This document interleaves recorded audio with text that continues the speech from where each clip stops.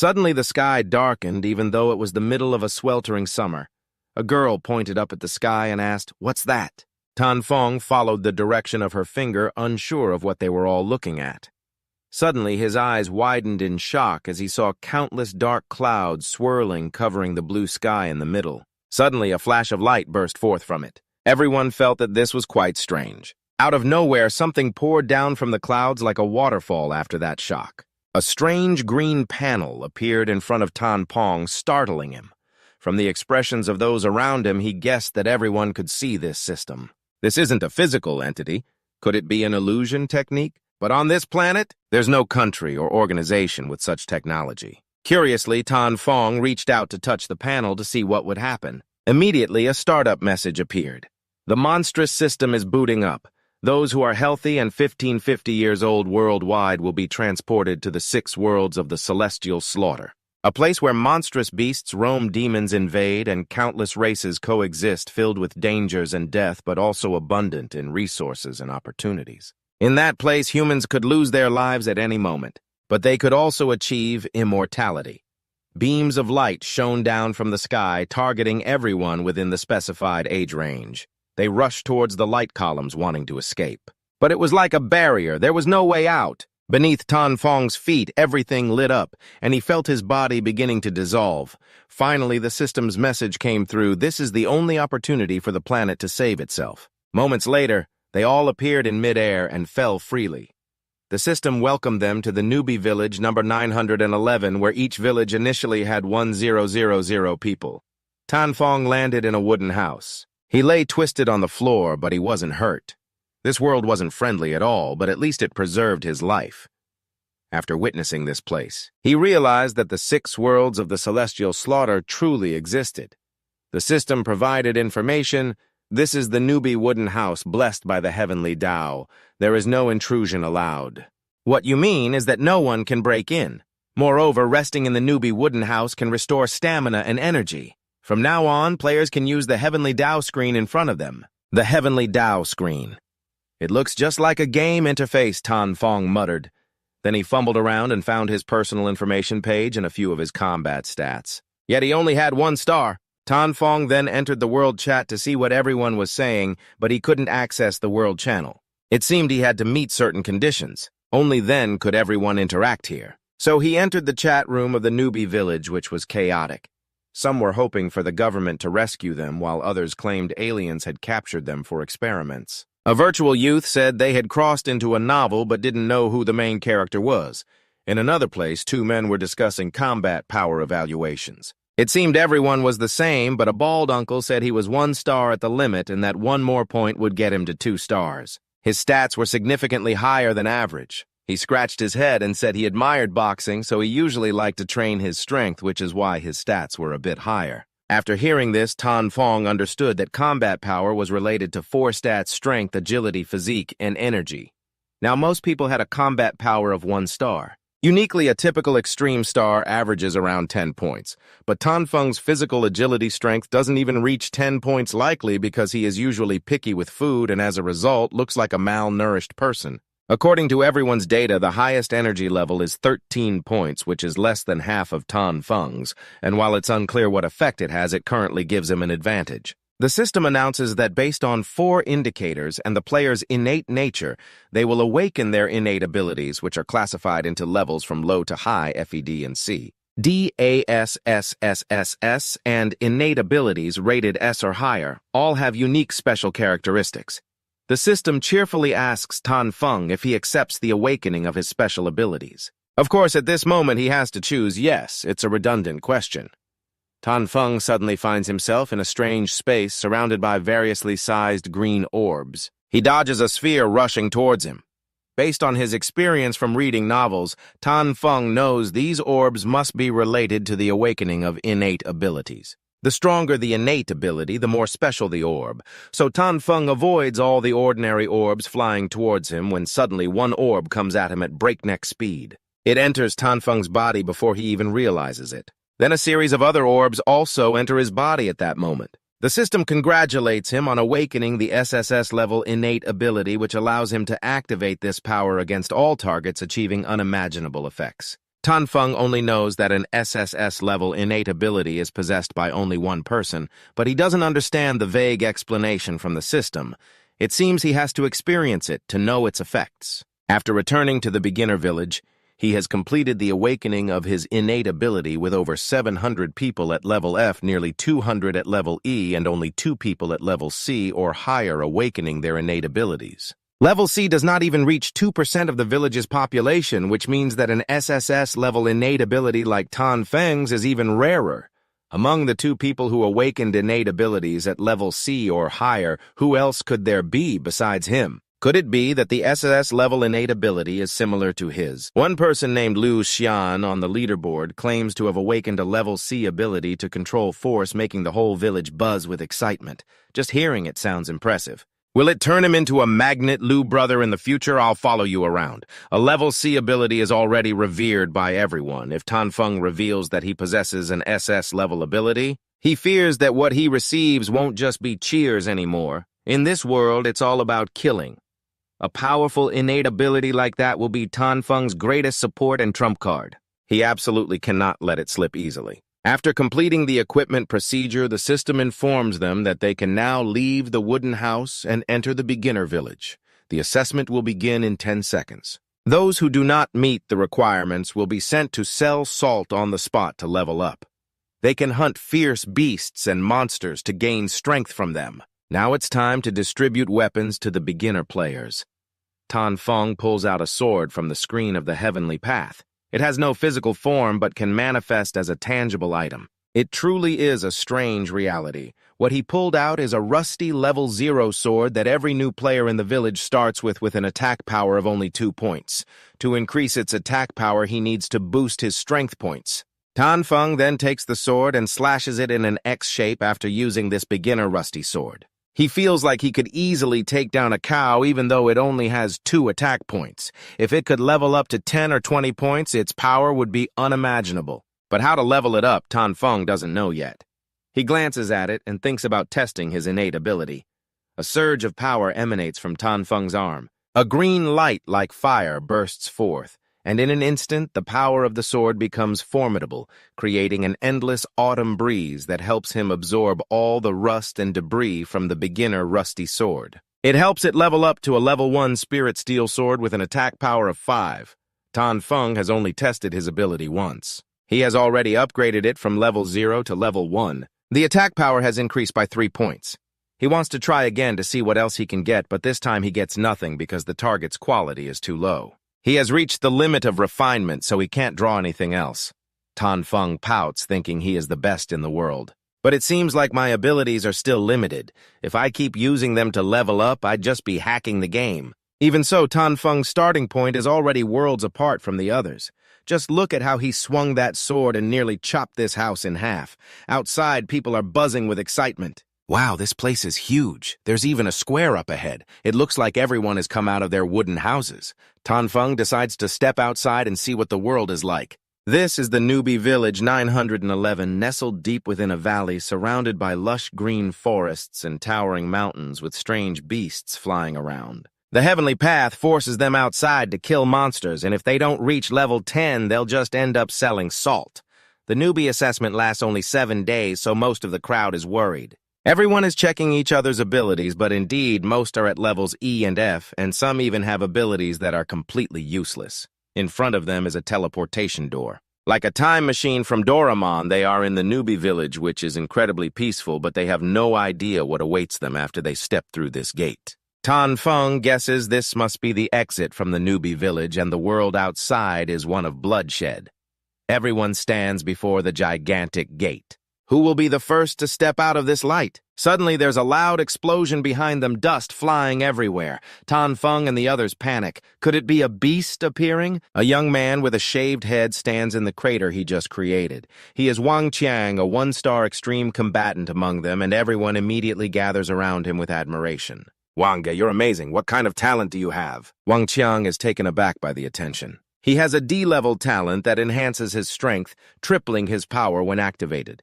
If Tan Feng remembers correctly, Wang Qiang's strength is 18. With that talent, it would rise to 54. No wonder he can punch the ground to pieces. D-level talents aren't common, but they aren't too rare either. There are also E-level talents that only double strength points. Wang Qiang already has 1-star extreme combat power, and now with a D-level talent, everyone thinks he's the strongest among them. Wang Qiang stands with his hands on his hips, grinning, of course. Ha ha ha, before coming here I worked out every day and drank whey instead of meals. Now it's time to welcome my glorious moment. They remember Lu Xian, who has a C-level talent. They wonder just how strong he is. But these words make Wang Qiang feel jealous, thinking that having a strong fist is the only truth in this world. To prove he's the top dog, Wang Qiang volunteers to step out of the village and face the first battle to see how strong the beasts outside are. Immediately, he receives enthusiastic cheers from everyone, but after Wang Qiang leaves, they all fall silent. His strength isn't bad, but his brains aren't great either. He could end up being the one to sacrifice himself for them after stepping through the gate. This place is also a dense forest that seems uneventful. Wang Qiang walks while mumbling, waiting to kill a beast so they can see who the real leader is. Suddenly, a shadow darts past Wang Qiang so quickly that he can't make it out. He holds his sword confused, looking at a gigantic figure looming behind him. Wang Qiang breaks into a sweat, glancing back at the ferocious rabbit that immediately takes his life. The system announces that Wang Qiang has been killed by a level 1 bloodthirsty rabbit. Level 1 beasts have a combat power of 3 stars. Level 2 has a combat power of 4 stars. Level 3 has 5 stars and it keeps increasing from there. Wang Qiang, who can punch the ground to pieces, was defeated by a level 1 beast, leaving everyone in shock and hesitant to charge in and sacrifice themselves. But if they don't move, the heavenly path will let the beasts come to attack. Tan Feng is extremely worried because Wang Qiang was taken out by a beast in less than 5 minutes. But if they don't leave, the natural order will let the beasts find their way to attack.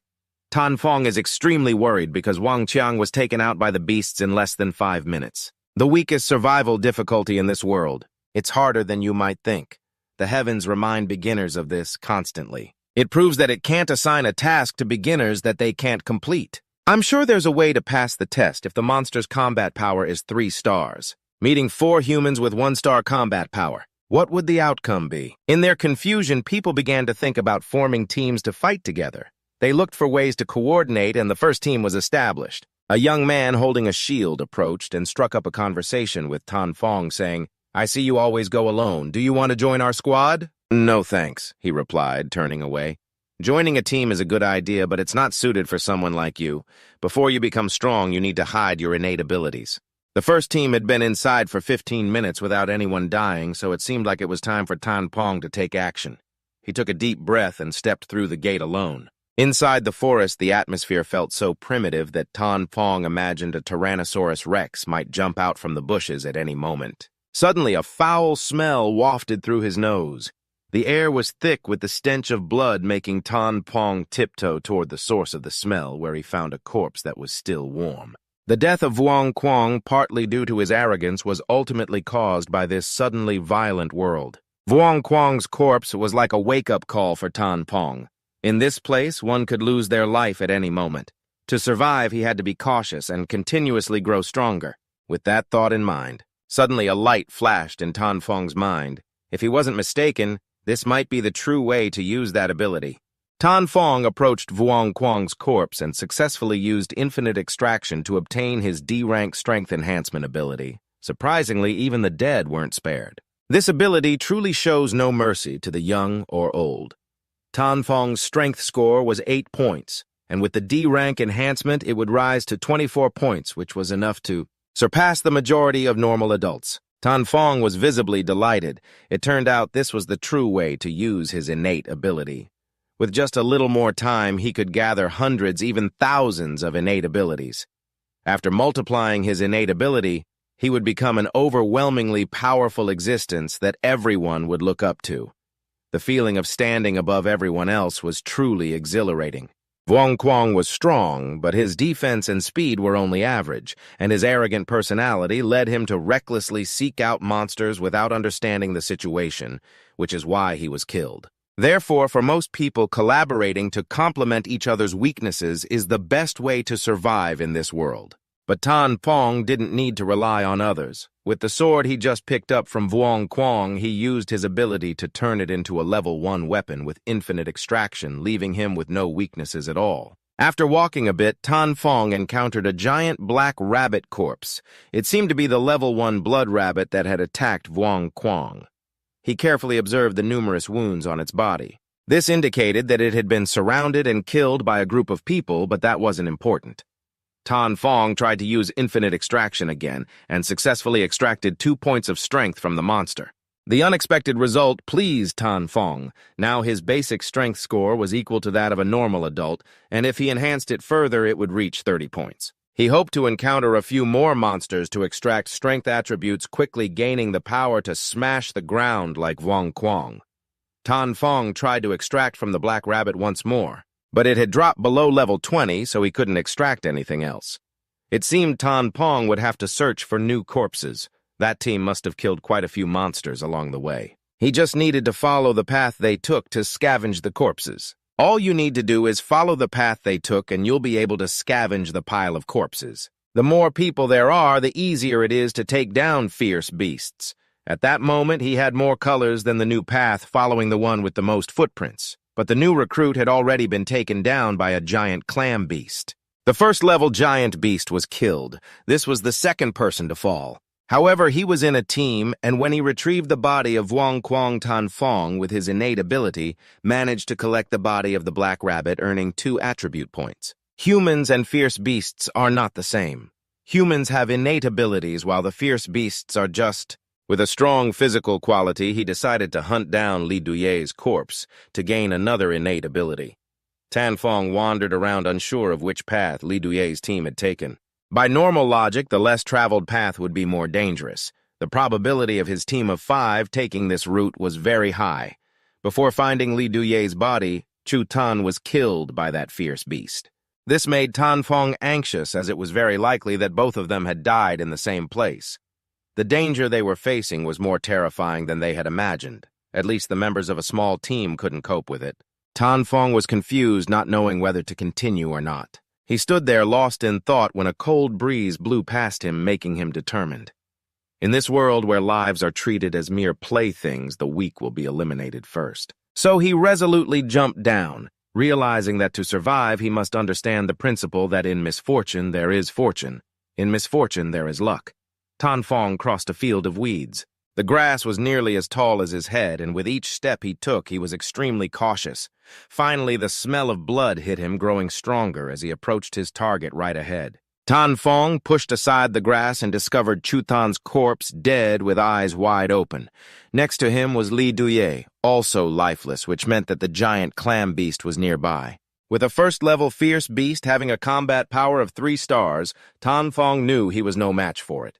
He could only quietly withdraw and escape. Suddenly, Tan Fong's eyes widened in shock. Before him was the giant clam beast, severely injured. Although he wasn't its opponent, it had broken 2 legs. It must be on the verge of death. Therefore, killing it wouldn't be difficult. Tan Fong counted down, closing the distance to the giant clam beast. When he was just 1 meter away, he enhanced his strength to attack. Suddenly, the front leg of the giant clam beast swung up, causing him to drop his sword, but due to its injuries, its strength was limited. Tan Fong took a leap from above. He threw the sword straight down at the giant clam beast, which couldn't move and lay still, waiting for death. After the stab, it still had the strength to roar, but Tan Fong increased his strength and punched through the giant clam beast. Finally, it lost its life. The risk of scavenging this giant clam beast was indeed too high. These fierce beasts were more alert than Tan Fong had thought. From the corpse of the monster, something flew out and entered Tan Fong's body, causing him concern, but it turned out to be the power he gained. After killing the fierce beast, he received a reward of 30 energy value points and successfully relieved his fatigue. After defeating the fierce beast, Tan Fong's information panel updated his level from 1 out of 100 at level 1 to 30 out of 100 at level 1. This was indeed a very smooth start. Tan Fong gained strength from both human and beast corpses while also earning energy from defeating them. The final step was to extract energy from the giant clam beast. This time he received 2 agility attribute points. With these 11 agility points, Tan Fong became stronger, but the attributes gained from first-level fierce beasts were too low, so he needed to find second-level fierce beasts soon. Next, he came across 2 corpses lying by the roadside, and Tan Fong did not spare them. First, he enhanced his sense of smell to level S, increasing his sniffing ability tenfold.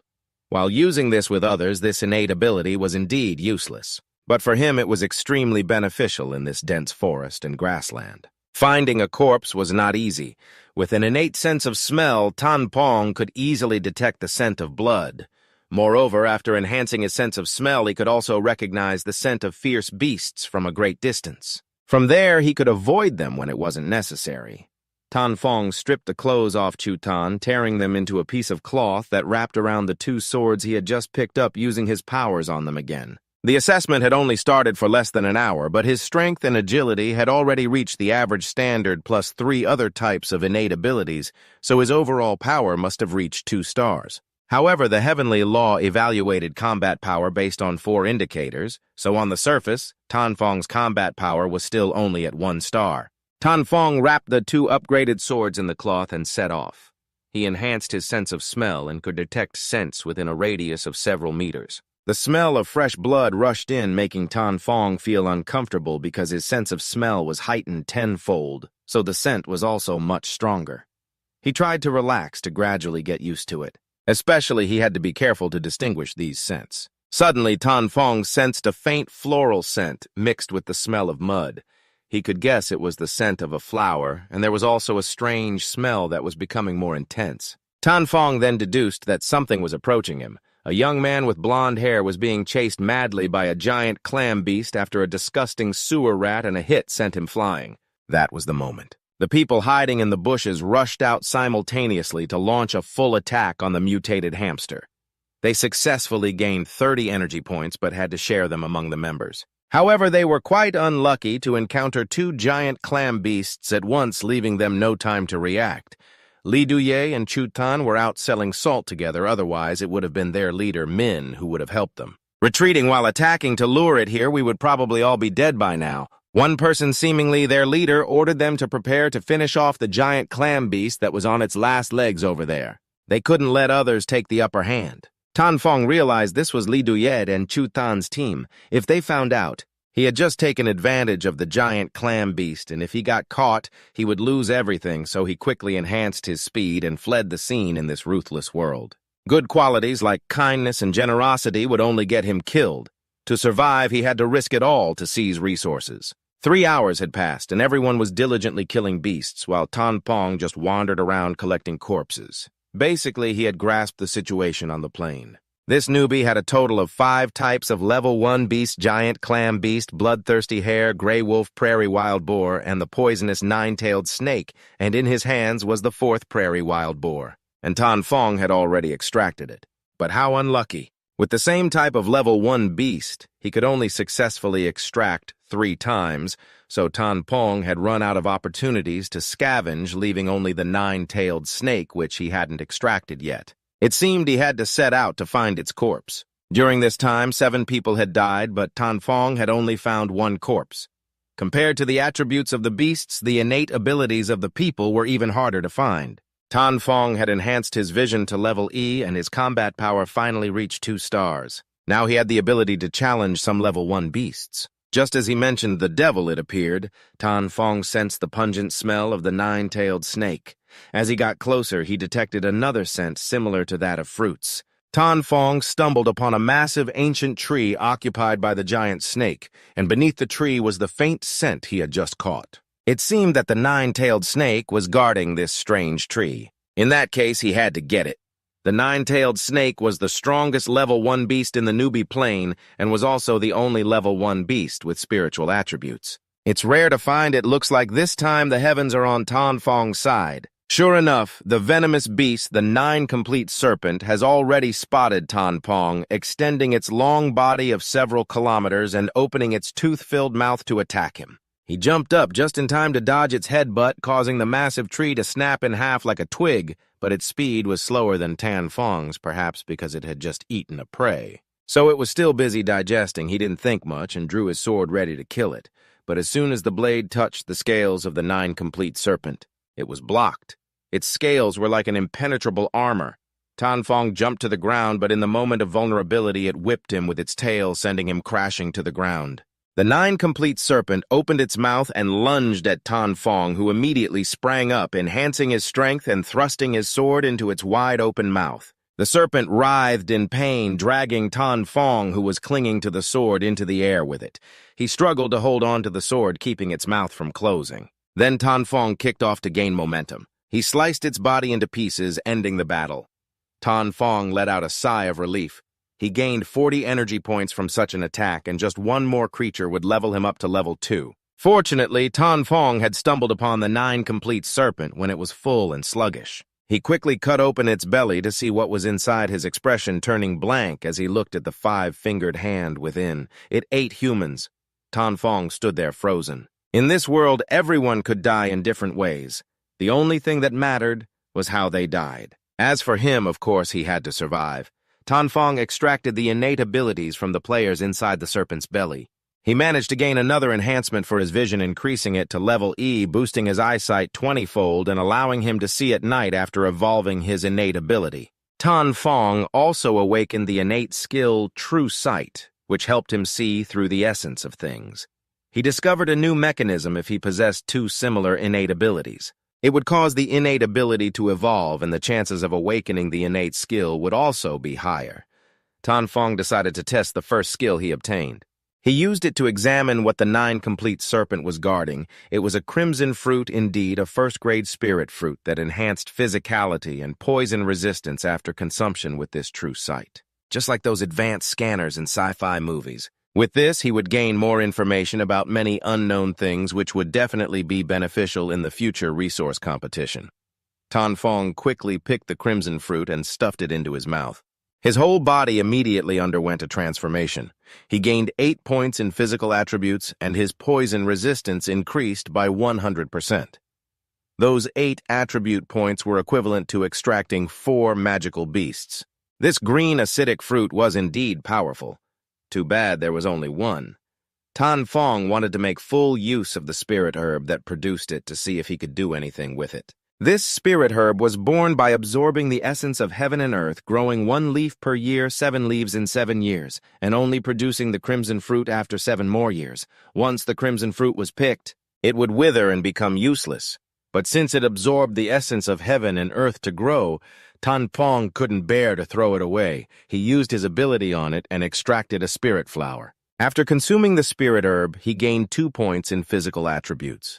Tan Fong was satisfied. Indeed, being frugal and honest, the thing that produced the crimson fruit couldn't be worthless. So Tan Fong now had a combat power of 2 stars at its peak. If he added the 4 types of abilities he had buried, he could challenge 3 level 1 ferocious beasts at the same time. Thus, he decided to extract another 9-complete serpent and leave the newbie plane. To become stronger, he had to step out of the safe zone and enhance his strength. Just as he was contemplating this, 3 large stones suddenly flew toward him. Tan Fong glanced quickly and agilely dodged the 3 stones. So Tan Fong has reached a combat power of 2-star peak if you add in the 4 types of abilities he has buried. Then he can go. Challenging 3 level 1 beasts at once, he decided to go and extract a highly toxic 9-tailed snake before leaving the newbie plane. To become stronger, he must step out of his comfort zone. Just as he was standing there reflecting, 3 large stones suddenly flew in from somewhere. Tan Fong quickly dodged the stones with agile reflexes. Landing on the tree trunk, Cao sniffed around but couldn't catch the scent of any beast. Instead, he detected the sharp metallic smell of blood from the snake he had just taken down, along with the presence of a venomous 9-headed serpent. The stench was so overpowering that it masked the scent of another serpent that the 9-headed serpent was battling against, where a young man had pinned a dagger to its face. Determined not to let go, he thought, "I must avenge my brother Tran Quan." Tan Fong stood high observing the battle, not expecting to encounter him here. This lightning trash had a D-level innate ability to control lightning and had volunteered to lead the way. In the Tan Thu village, only 17 people awakened with D-level abilities, and they had already fallen during the first wave. As Tan Fong recalled, after forming a team of 8, the lightning trash had just left Tan Thu village, but now only 6 remained, raising his suspicion that the lightning trash had been thrown to the ground by the venomous 9-headed serpent. A girl wielding a bow and arrow rushed over, commanding him to ignore her and take advantage of the moment against the serpent. Temporarily drained of energy, they all charged in, with Lightning being the main attacker to hold the nine-headed serpent in place. This caused its momentum to weaken gradually. Victory or defeat was just a matter of time, and Tan Fong was currently using his Eye of Insight to scan for living beasts, spotting the nine-headed serpent. Besides the usual stats like other serpents, it had a drop rate of only 0.1%. While it could drop items, this rate was like finding a beautiful wife. One who is skilled, obedient, and knows how to handle household chores.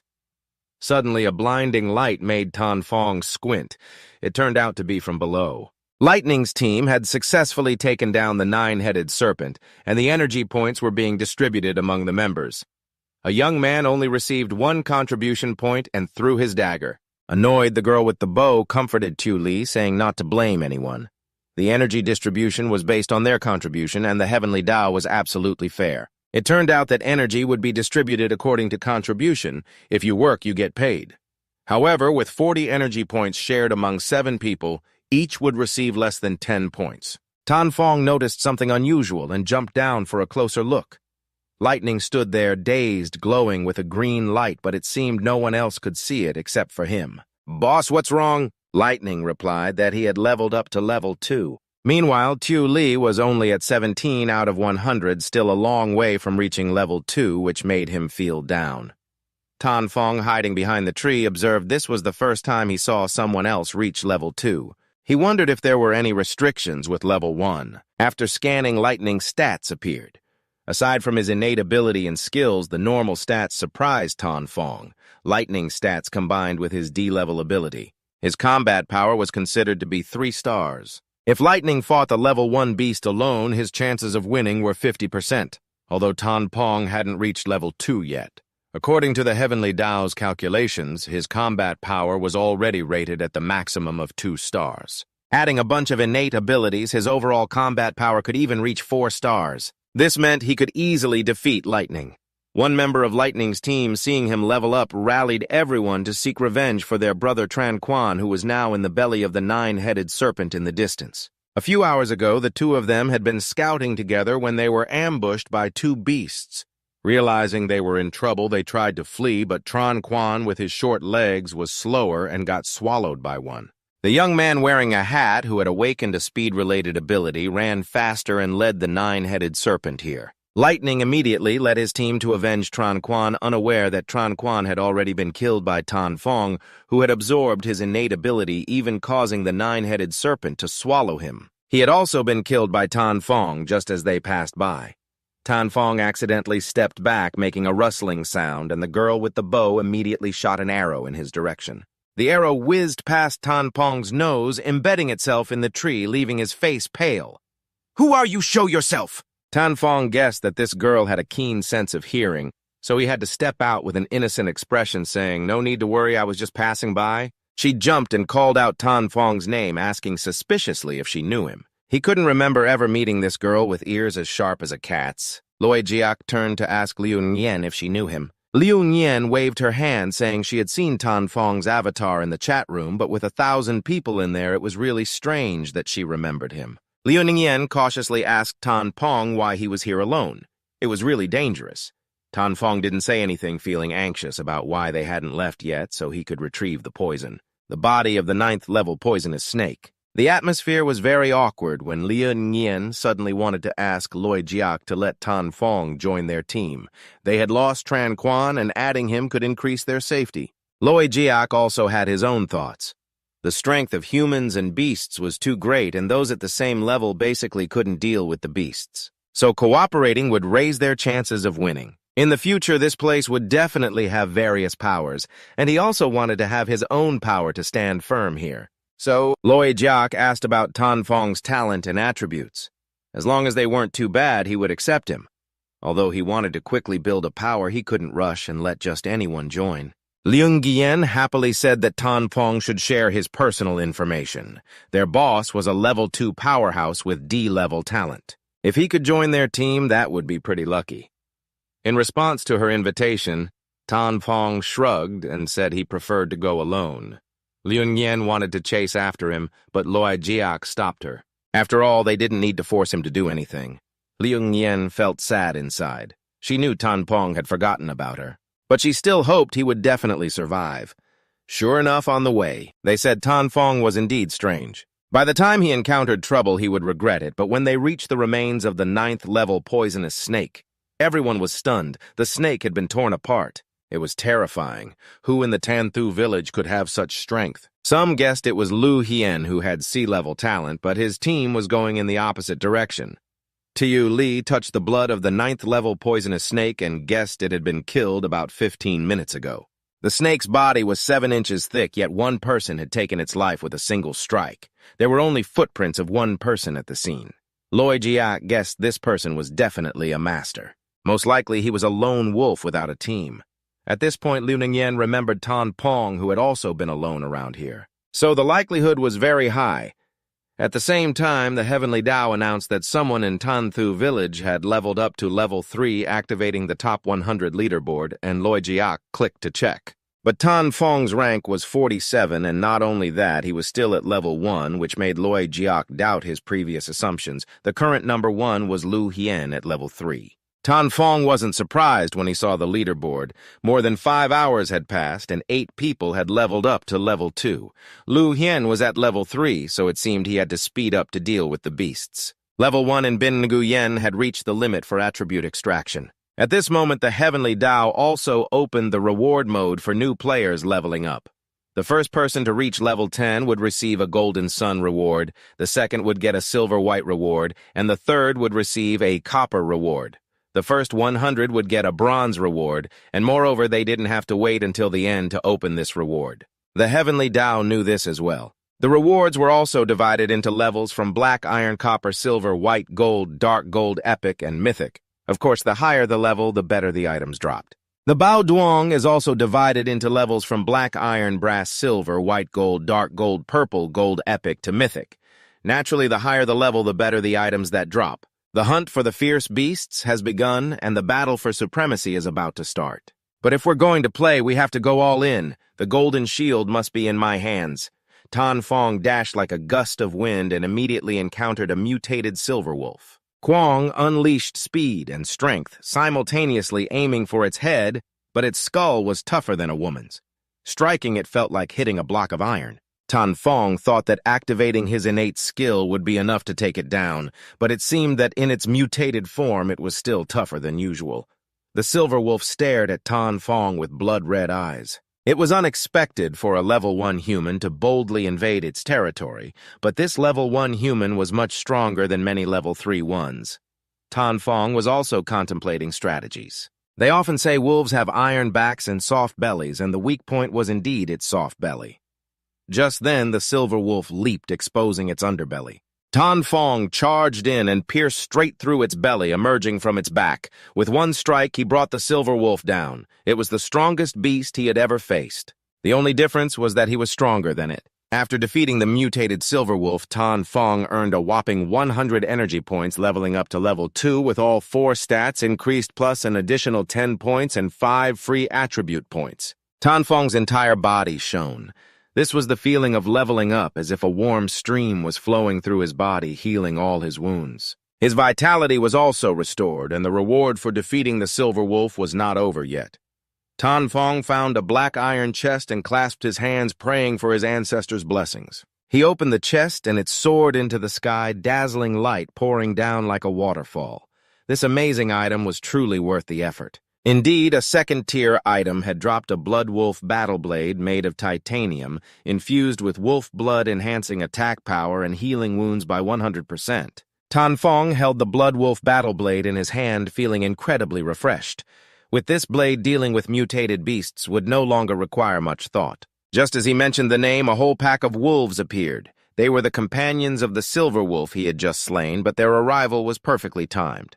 Tan Fong wanted to test his newly acquired Blood Wolf battle blade. He swung it, causing one silver wolf in front of him to lose a leg while another charged in to attack. He turned and pierced the blade straight through its chest. Tan Fong grinned with satisfaction. Now these silver wolves were just small fry to him. After showcasing a few sword moves, all the silver wolves that had come for revenge were down. Having leveled up to level 2, Tan Fong's speed, strength, and physique had visibly increased. In less than a minute, he had taken down 5 silver wolves, something he couldn't have achieved even if he risked his life at level 1. Right now, he still couldn't uncover the secrets of this place. But it reminded him at every stage of the harsh reality this was not a game, but a real world, and Tan Phong would continue to grow stronger. He would soar to immortality and find a way back while the Thunder Fist was no less powerful. With an electric punch, he took down a fat rabbit. The difference in strength between level 2 and level 1 was indeed significant. At this moment, the Heavenly Tao announced that Tan Phong was the first to kill a level 1 mutated beast and received a point of prestige. This point would accumulate, and only those who first killed a level 1 mutated beast would receive it. People recognized Tan Phong, but on the leaderboard he was ranked 47th, so everyone thought he had just gotten lucky. Perhaps the level 1 mutated beast wasn't that formidable. It was just a stroke of luck for him. As soon as Loi Jiak finished speaking, they all chimed in agreement, but reality slapped the higher-ups in the face as the Heavenly Tao continuously announced those who had been killed by level 1 beasts. Even level 2 had suffered casualties. Everyone panicked, especially Loi Jiak, whose expression stiffened. Just moments ago, he had been smug about taking down a level 1 beast, but now Tan Phong was single-handedly taking down level 1 mutated beasts. Tan Phong was climbing the ranks rapidly. He jumped from rank 47 to rank 11, and then just a second later, he leaped to rank 5. Killing a level 1 mutated beast, Tan Phong was rapidly climbing the ranks on the leaderboard. He jumped from rank 47 to rank 11, and then a second later, he shot up to rank 5. Loi realized he had been too arrogant and signaled his team to continue hunting fierce beasts. He couldn't let someone like Tan Phong, who was alone, get too far ahead. Meanwhile, Tan Phong was comfortably lying on a pile of bloody corpses of the silverback wolves, and at that moment someone was surely calling for help on the channel. "Brothers, our team leader is dead." Right now, I was the only one who managed to escape. It turned out that the team had 1 level 2 powerhouse and 4 level 1 powerhouses who were wiped out by the mutated silverback wolf, and the one calling for help had a speed talent allowing him to escape in time. He was 50 miles south of Tan Thu village, and Tan Phong could reach that place in less than 50 minutes. This silverback wolf could take down many powerhouses and was mutated. If he could take it down, the energy points would definitely be substantial, and it might even drop some treasures. As Tan Phong walked a bit, he stumbled upon a corpse, indicating that the mutated silverback wolf was nearby. But in the air, besides its stench and the smell of blood, there was also the scent of the blood-fang fox. Tan Phong casually extracted 2 agility attributes but felt something was off. Why? The human corpse didn't drop any talent like it usually did. Tan Phong tried again, but this time he failed. The last time he encountered this situation was with a level 1 fierce beast. He wondered what was different this time. Tan Phong moved to some other corpses and managed to extract a few talents, proving his endless abilities. Extracting from him was no problem, but this system wasn't giving him any hints. Could it be because he already had that talent? And since its level was lower, he couldn't extract it. Tan Phong didn't care anymore. He would use whatever he could get, and besides, he had already obtained the physical enhancement talent. Among his 4 attributes, he had a D-level talent for strength enhancement, an E-level talent for agility, an E-level talent for energy, and an E-level talent for vision, and an F-level talent for smell. Now, with the E-level physical enhancement talent, all 4 had corresponding talents, so currently Tan Phong had no weaknesses. Suddenly, he noticed drag marks on the ground, and the only corpse he had not encountered was that of Lu Van Duong. He thought for a moment and gritted his teeth. Could it be that this silverback wolf wanted to eat the corpse like that snake? Lu Van Duong had a D-level talent. If he could find his corpse, Tan Phong would gain more. He had to find it before the silverback wolf swallowed Lu Van Duong whole. Tan Phong followed the traces to the entrance of a cave in the cliff which emitted a strong stench. It seemed this was the lair of that wild boar. This cave gave him a creepy feeling. Was it just his imagination, or was it truly dangerous? No matter how powerful the silverback wolf was, it was still just a mutated level 1 beast. Now, it was basically not a match for Tan Phong, but as he entered the cave, he recognized a completely new scent. A level 1 mutated 10-fold venomous snake charged out to attack. He couldn't determine its combat power because if it was in a state of enchantment or control, its combat power might even increase. Tan Phong was caught off guard by the attack but managed to dodge. This 10-fold venomous snake had at most 5-star combat power, but compared to the silverback wolves, it was definitely a notch higher. Moreover, it also had the skill to spray venom. Just as he thought of that, the tenfold venomous snake opened its mouth and released a stream of purple venom. Tan Fong, upon contact, felt his eyes sting and water. He covered his eyes and screamed, dropping his 2 daggers. At that moment, a swarm of fierce beasts hiding suddenly charged out to attack. Tan Fong's vision was blurred due to the effects of the venom. Tan Fong pulled out his Blood Wolf battle blade. Even if his eyes were blinded, he couldn't die here. He swung the knife a few times, making the ferocious beasts realize they should back off while Tan Fong charged at them, using their movements to launch an attack as the other 2 were getting beaten up. The mutated rats scurried away from Tan Fong's rage, managing to take down 2 more, but he couldn't find the rat that had hidden itself. At that moment, the highly toxic snake lunged out to bite him from behind, but luckily he had anticipated the sneak attack and managed to dodge it. Tan Fong, wielding his sword, charged forward wildly. Even though he couldn't see, he could still hear and smell them. "Don't underestimate me, I won't just sit here and wait to die." Tan Fong thrust his sword right at the snake's head. The strike, fueled by rage, instantly sent it to the afterlife. Indeed, the energy point was significantly higher, specifically 110 points, and he also received a black iron ingot. Leaning against the snake's corpse, Tan Fong was panting heavily. This time he was truly in a perilous situation. If it weren't for his recent physical enhancement ability, he wouldn't be the main character anymore. At that moment, Tan Fong successfully leveled up to level 3 with all 4 stats increased by 10 points, and his vision was restored. He was stunned for a moment before bursting into laughter. How could I have forgotten this? Leveling up can restore the body to its optimal state, allowing even blind or crippled individuals to recover. After regaining his sight, Tan Fong felt refreshed. He opened the chest that had fallen from the highly toxic snake, not knowing what items had dropped, but his expression was one of great satisfaction. "I never expected this treasure could yield such good items. This time I hit the jackpot, haha." Deep inside the cave, there was another teleportation door similar to the one in Tan Thu village, and the presence of the 3 ferocious beasts that ambushed him had vanished here. With Tan Fong's current strength, those 3 beasts wouldn't stand a chance against him, but he felt as if their actions were hiding some terrifying existence. Tan Fong stepped through the door, and on the other side was another vast cave filled with many first-grade spirit herbs growing on the rock walls. He hadn't even had time to eat a few of them. Then Tan Fong discovered a scene that shocked him. A group of mutated beasts was surrounding a pile of bones and skulls. The system reminded him that he had entered a strange space. Therefore, he couldn't use the leaderboard, but personal information and channel quality were still functioning normally. Tan Fong activated his true sight on the dry corpse sitting atop the pile of bones.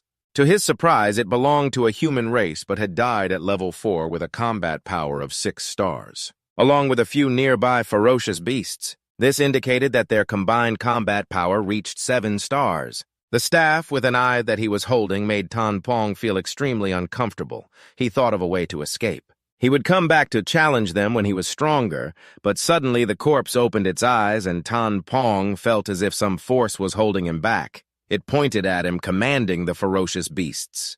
"The level 3 earthworms of the little celestial world have arrived, so use your flesh and blood to resurrect me." The 3 ferocious beasts that had ambushed Tan Fong lunged at him like unleashed dogs, but it seemed these 2 chains were the skills of that dry corpse. It kept clinging to Tan Fong without letting go. He was unclear about the opponent's abilities and was being surrounded and attacked, so he definitely couldn't let those chains catch him. Just as he thought that, Tan Fong found himself tightly bound in the chains of the corpse. No matter how he moved, he couldn't budge. The corpse opened its mouth to complain. Because these brainless, ferocious beasts only knew how to drag the human corpse in, they didn't know how to lure living people during this time. It could only rely on the blood energy from the corpse to maintain its body, and now Tan Fong had come to him like a gift from heaven. He would use Tan Fong's flesh and blood to be reborn. Tan Fong was in a precarious situation.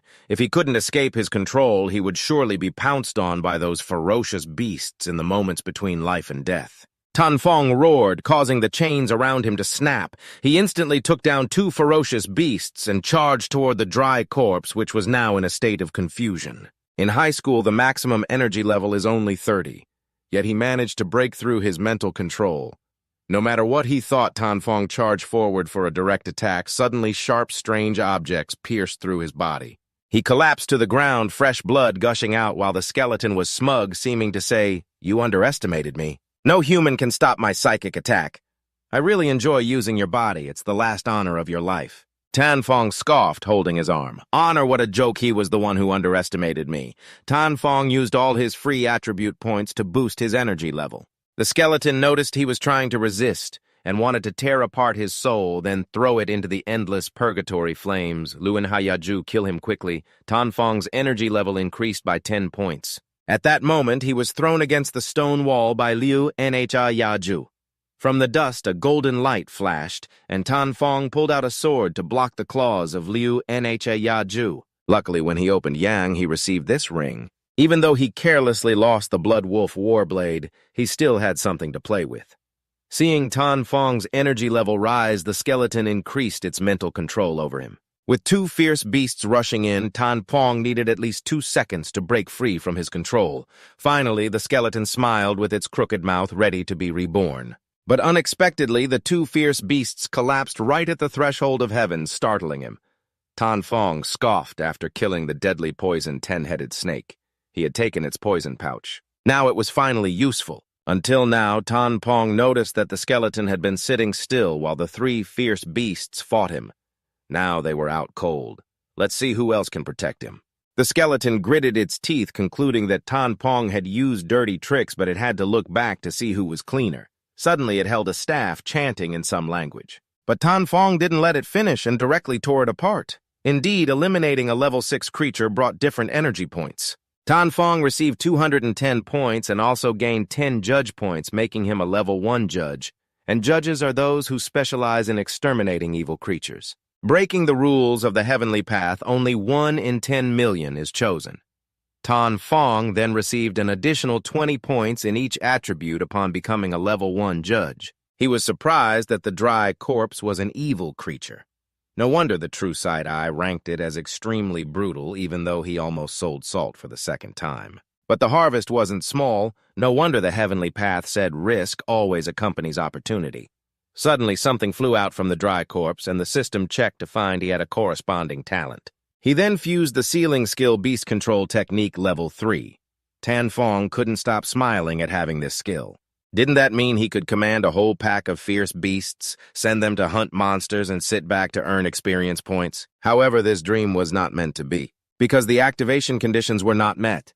Instead, he needed to awaken the D-level enhancement talent to initially control the Beast Control Pill, which could only activate the Beast Control Technique. Otherwise, he needed to awaken the C-level 6 sensory connection to activate this skill. It seemed the conditions were indeed harsh. Not only did he need to awaken the D-level talent, but he also had to find the Beast Control Pill, so Tan Fong began to search the skeleton's belongings to see if he had it. In his tattered bag, there were all sorts of things, from 200-year-old dirty socks, a gold chain stolen from a demon wife, to a piece of bone given by a beautiful confidant. But there was nothing related to elixirs, which frustrated him. After cursing for a while, Tan Fong finally felt better. He would try to extract something from that dry corpse, to see if there was anything else he could get. Let's see if there's anything else to gain. I never expected you to have the D+ enhancement talent, along with 3 points in strength and agility. Tan Fong immediately used the enhancement talent. Merging with the sealing skill was indeed successful, but he would have to wait until he got the beast pill before he could use it. Tan Fong returned to the group of spiritual herbs. Using the enhancement talent to control the inscription ring, it automatically retrieved items and stored them without him lifting a finger. An idea popped into his head for future battles. He could use it to steal things barehanded. With no weapons, the corpse of Lu Van Duong was still intact, and Tan Fong took the opportunity to extract the fire control ability of D rank. Another corpse provided a D rank speed enhancement, so now his speed was doubled compared to before. After a whole day of stealing, Tan Fong finally had a talent with damage potential. Once he got stronger, he might not even need to fight up close. He could control the flames from a distance like this. As Tan Fong tested it, the flames erupted fiercely, almost burning him. Truly, playing with fire could lead to disaster. The correct way to use it was indeed to roast meat like this. Thanks to the push from the heavenly path, the newbie village 911 was leveling up rapidly, and there were others who had reached level 3 like this young man Lun Guyen. To maintain his ranking, when he saw Tan Fong surpass him in the chat, he was in awe. Even Tan Fong's name was grayed out and gradually sliding down, but the system didn't report that he had died. Like many others, Tan Fong couldn't use the leaderboard, which was why his name was grayed out and stopped updating. After fighting all day, he decided to find a safe place to recover. That said, the meat from these fierce beasts when roasted was both fragrant and fatty, and not only that, eating it cooked and drinking hot water helped recover stamina quickly. He was the first to discover that eating roasted meat could speed up stamina recovery, so he was rewarded with a point of prestige, and the system reported it to everyone. They thought he had fainted somewhere. Turns out he was just enjoying himself, and at that moment the system activated a new feature, the interdimensional trading channel. Many people were asking for fire in the chat since they had no way to ignite it. Meanwhile, Tan Fong had a pile of roasted meat. It seemed this trading channel was meant for him to start his business. Tan Fong then offered 3 pounds of roasted meat in exchange for 1 fierce beast corpse. Since he was the first to use the trading channel, he received another point of prestige. Lu Hien had just killed a level 2 fierce beast, the QNHA Sun, and immediately traded for roasted meat. Both received a point of prestige when the first transaction occurred, while the group Loi Jiak also took down a fierce beast. They traded for roasted meat as well. Tan Fong was roasting meat while extracting 2 attribute points without needing to leave the cave. People were offering up corpses. Then he used that corpse to roast and trade for another one. Lun Guyen, who was nearby, didn't have a fierce beast corpse but was bolder than flesh itself. He claimed that both he and Tan Fong were level 3 experts. However, he was a level higher than Tan Fong and wanted him to gift him 6 pounds of roasted meat. Not only Tan Fong, but everyone in the chat laughed at his shamelessness. Tan Fong said nothing, just reminded him that the roasted meat was limited. First come, first served. Taking advantage of the hungry was truly the father of capitalism, and Tan Fong felt a bit wicked. At the same time, there was a young man selling 50 pounds of roasted meat for a piece of level 1 equipment. Tan Fong thought he was already ruthless, but unexpectedly, someone was both ruthless and delusional. However, it seemed no one wanted to trade with him. Tan Fong looked for some unnecessary items to sell level 1 newbie weapons. They could be exchanged for 3 spirit herbs or 1 spirit fruit or another level 1 equipment.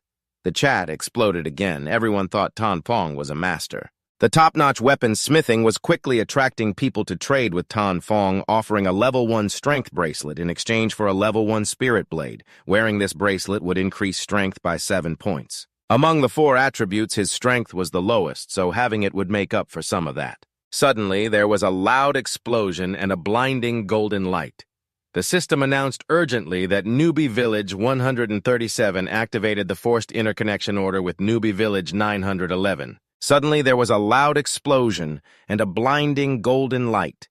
The system announced an emergency. Newbie Village 137 activated the forced connection command with Newbie Village 911. When the resource betting starts, the losing side loses all resources and their villagers lose 20 attribute points. The winning side doubles their resources and gains 20 attribute points. The competition content is that the Newbie Village has a male expert who reached level 5 last time, so the first person to level up to 5 will be rewarded with 50 attribute points. At the same time, a white banknote appears and the chat channels of the 2 villages are connected.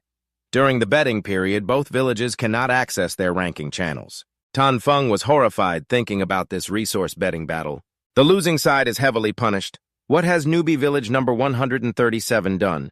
The notifications from the newbies keep popping up, creating a buzz. The chat channels of the 2 major newbie villages have successfully connected. Villagers from both sides can enter the opponent's chat channel but cannot send messages. The resources are halved, meaning the leveling speed will drop significantly, and most people won't be able to pass the newbie assessment. Doing such wicked things is truly shameless. Who among us in Newbie Village 911 levels up the fastest? Do we even need to ask? Of course, it's the great elder Lu Xian who's at the top of the rankings. We can't know who ranks first. It's intentional.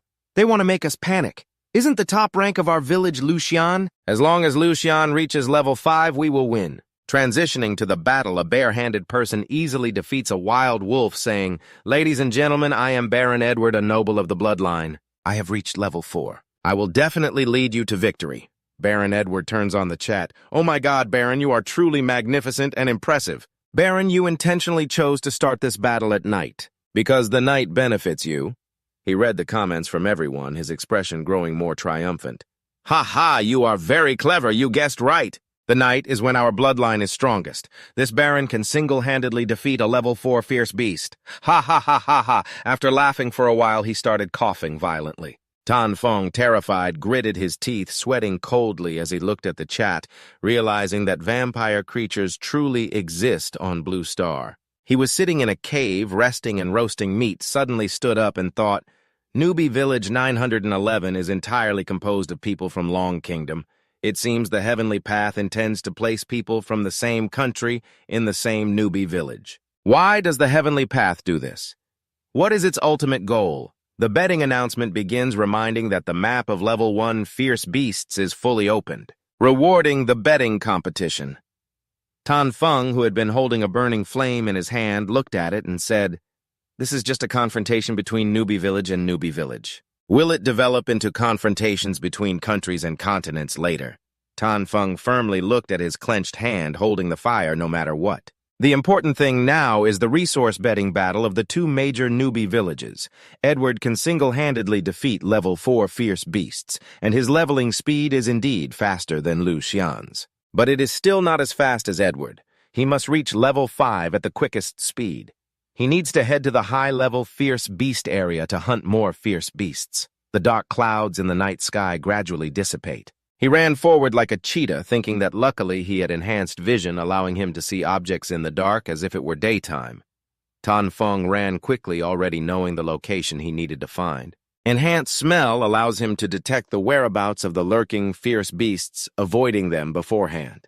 Moreover, after the resource betting starts, the Heavenly Path has offered excessive rewards, making it easier for him to find the area where fierce beasts are active. In the quiet night, illuminated by the moonlight and fireflies, the area where level 4 fierce beasts are active, Tan Feng swiftly glides like a golden lightning bolt, taking down many wild wolves. He held the majestic black sword gliding above when suddenly he encountered an ambushed wolf. At that moment, Tan Feng was shocked by what was happening as the fierce beast attacked. Tan Feng gently used his sword to defeat it. The fierce beast, a level 5 golden-eyed Bill Beastman, had an evaluation of combat power at 8 stars with agile characteristics and claw skills. The sudden storm struck with a 1% drop rate, and I was a bit surprised as I looked at the beast I had just taken down, thinking to myself about the Kim-eyed Bill Beastman approaching. The Kim-eyed Beastman stepped on its corpse, shaking it, and suddenly jumped out, startling me. Its speed was too fast, and my enhanced sense of smell couldn't keep up. Just as I was about to be ambushed, luckily it was only a level 5 beast, and I received 2 points in strength. I curiously picked up a leg of the beast and examined it closely. This was the first time I encountered a half-human, half-beast creature. Could it be that beasts above level 5 no longer have a purely animal form and start evolving into human shapes? In the stillness of the dark night, dark energy wafted towards me as I inspected the beast, glancing towards the dense forest. I suspected I recognized this familiar scent. Could it be that there are spirit herbs and spirit fruits nearby? The beast area is filled with spiritual energy, causing me to pause. Right in front of me was the level 6 beast area, which would naturally have high-level spirit fruits. I wonder if I might encounter humanoid beasts there. If it's a bunch of undead-like beasts, that would be troublesome. Never mind that. I'll look for the spirit fruit first. In the area with the spirit fruit, there are spirit beasts that kill the beasts first, then grab the spirit fruit. It's a win-win situation surrounded by giant trees. I felt tiny, smaller than a tree root as I found the spirit fruit I wanted glowing red and beautiful amidst the gloomy forest. But the trouble for me was that next to the spirit fruit, there was a giant bear beast guarding it. I immediately checked its level. This was going to be a hassle. The notification for the spirit fruit and beast appeared before me. Dragon blood fruit, a second-tier spirit fruit born from absorbing a large amount of dragon blood. Its effect is non-toxic. After eating it, it can greatly enhance strength and agility. The second effect after eating has a 1% chance of obtaining a trace of dragon blood essence. The ferocious, rampaging king beast level 6 combat power rated at 12 stars with brutal and bloodthirsty traits, territorial awareness, and enhanced physical attributes at level E. Enhanced bloodline at level E skill blood frenzy with a drop rate exceeding 60%. My expression turned serious as I gripped my sword ready to fight this king-level beast. A drop rate over 60%, but I knew this would be a tough battle against this king-level beast. I was on the other side sending a message to the rampaging king beast sitting under the tree. Unfortunately, it had noticed me and swatted me away, slowly approaching while I knelt gasping for breath. I let my guard down. I didn't expect it to be so large, and its speed was astonishing. I had no chance to dodge as the rampaging king beast drew closer, warning me with its 3 heads. "Don't block my path. I don't want to waste time playing with you. Leave this place. I'll spare your life." I ignored its words, standing up and pointing my sword at it. The 3 heads spoke in a bizarre, slightly disgusting manner, and I taunted it back, saying it was inferior to me. "Leave this place. I'll spare your life." Upon hearing this, the 2 heads reacted strongly, angrily shouting, "You little level 4 human, I'll tear you apart." It viciously attacked me, but I managed to block it. I bent down, lowering my center of gravity to gain momentum.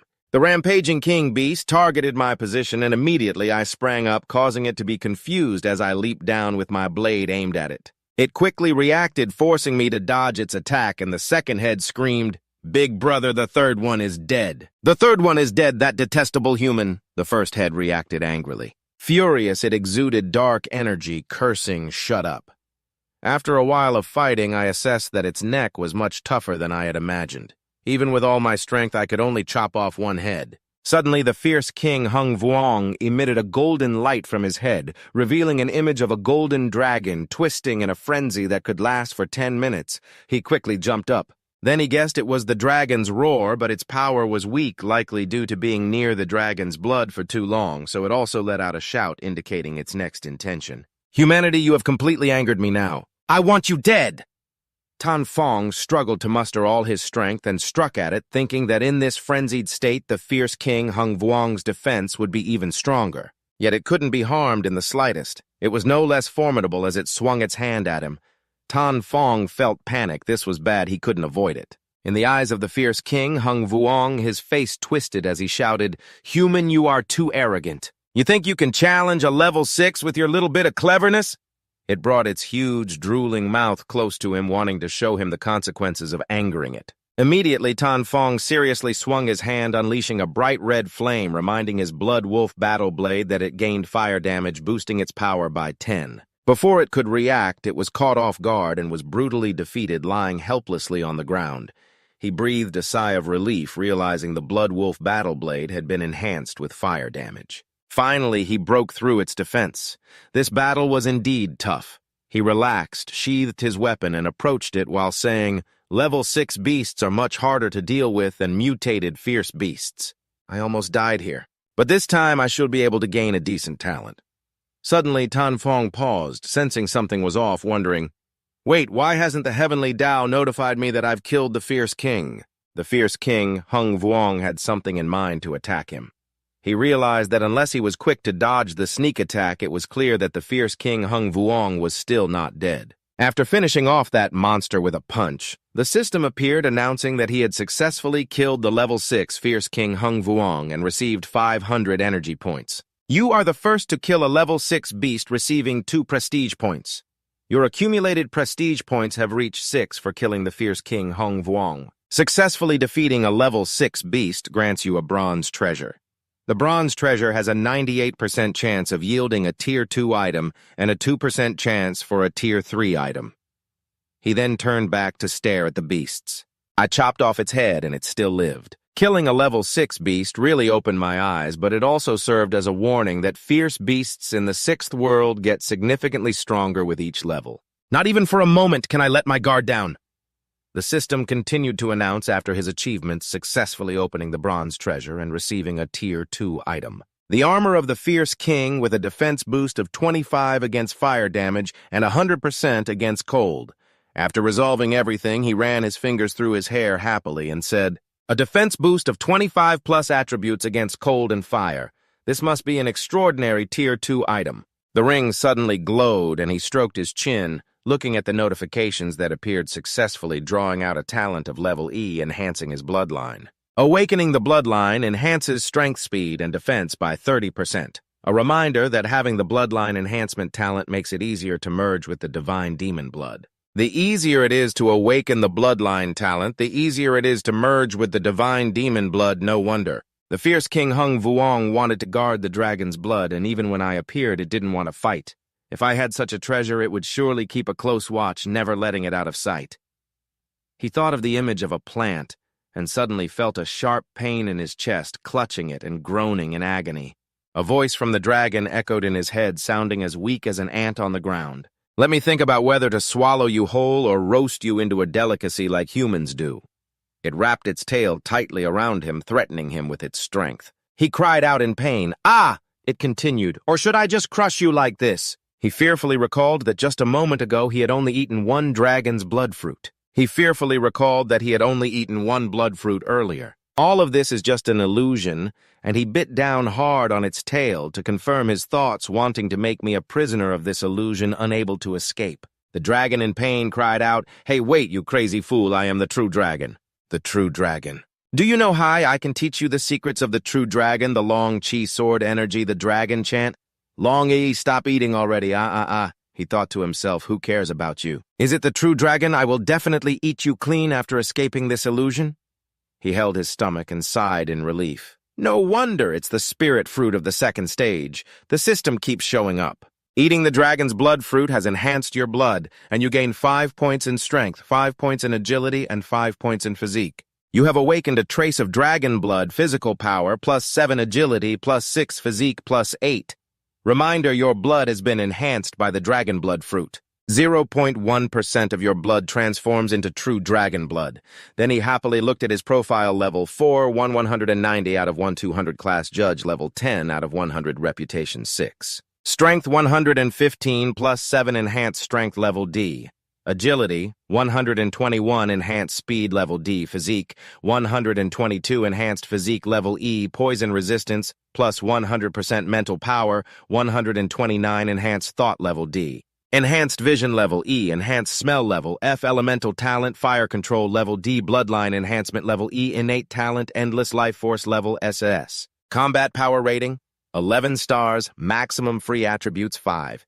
He happily said, I heard that people from the country are descendants of the true dragon, plus they have bloodline enhancement talents. Just a bit of luck, a little bit of everything to encounter the chance to receive a trace of true dragon blood, while he happily said he finished eating the dragon blood fruit. Feeling warm all over, he really wanted to take a nap, but he still couldn't sleep. Almost at level 5 now. Killing one more ferocious beast will secure the victory in the resource battle, but a pair of terrifying eyes were watching him from afar.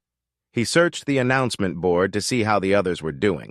Suddenly, a monster behind him opened its mouth wide, preparing to attack him, but he kept staring at the announcement board.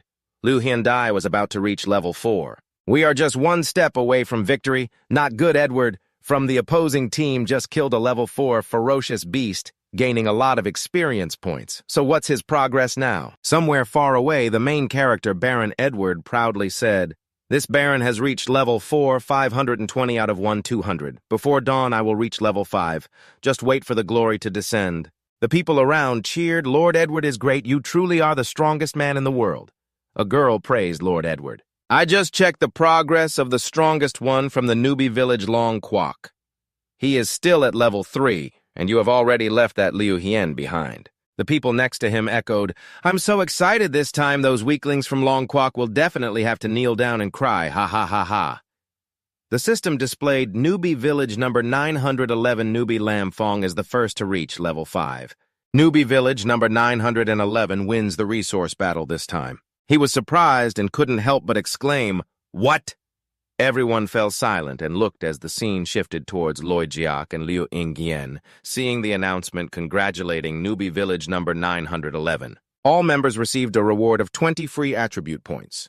She happily said to him, Lam Fong has really done it. The others chimed in, Damn, what kind of monster is Lam Fong? Incredible. At the same time, Lam Fong was fighting with all his might while those helping him chatted. Suddenly, a large mountain appeared in front of me, startling me. Damn it, I was killing blood beasts, and suddenly another one appeared. Luckily, I got an extra 20 attribute points, otherwise I would have been done for. Resources, ha ha. All of these are resources. I'm so happy they joyfully revered Lam Fong the Mighty One. Now the system continued to announce Newbie Village number 137. All members of Newbie Village 137 had 20 free attribute points deducted.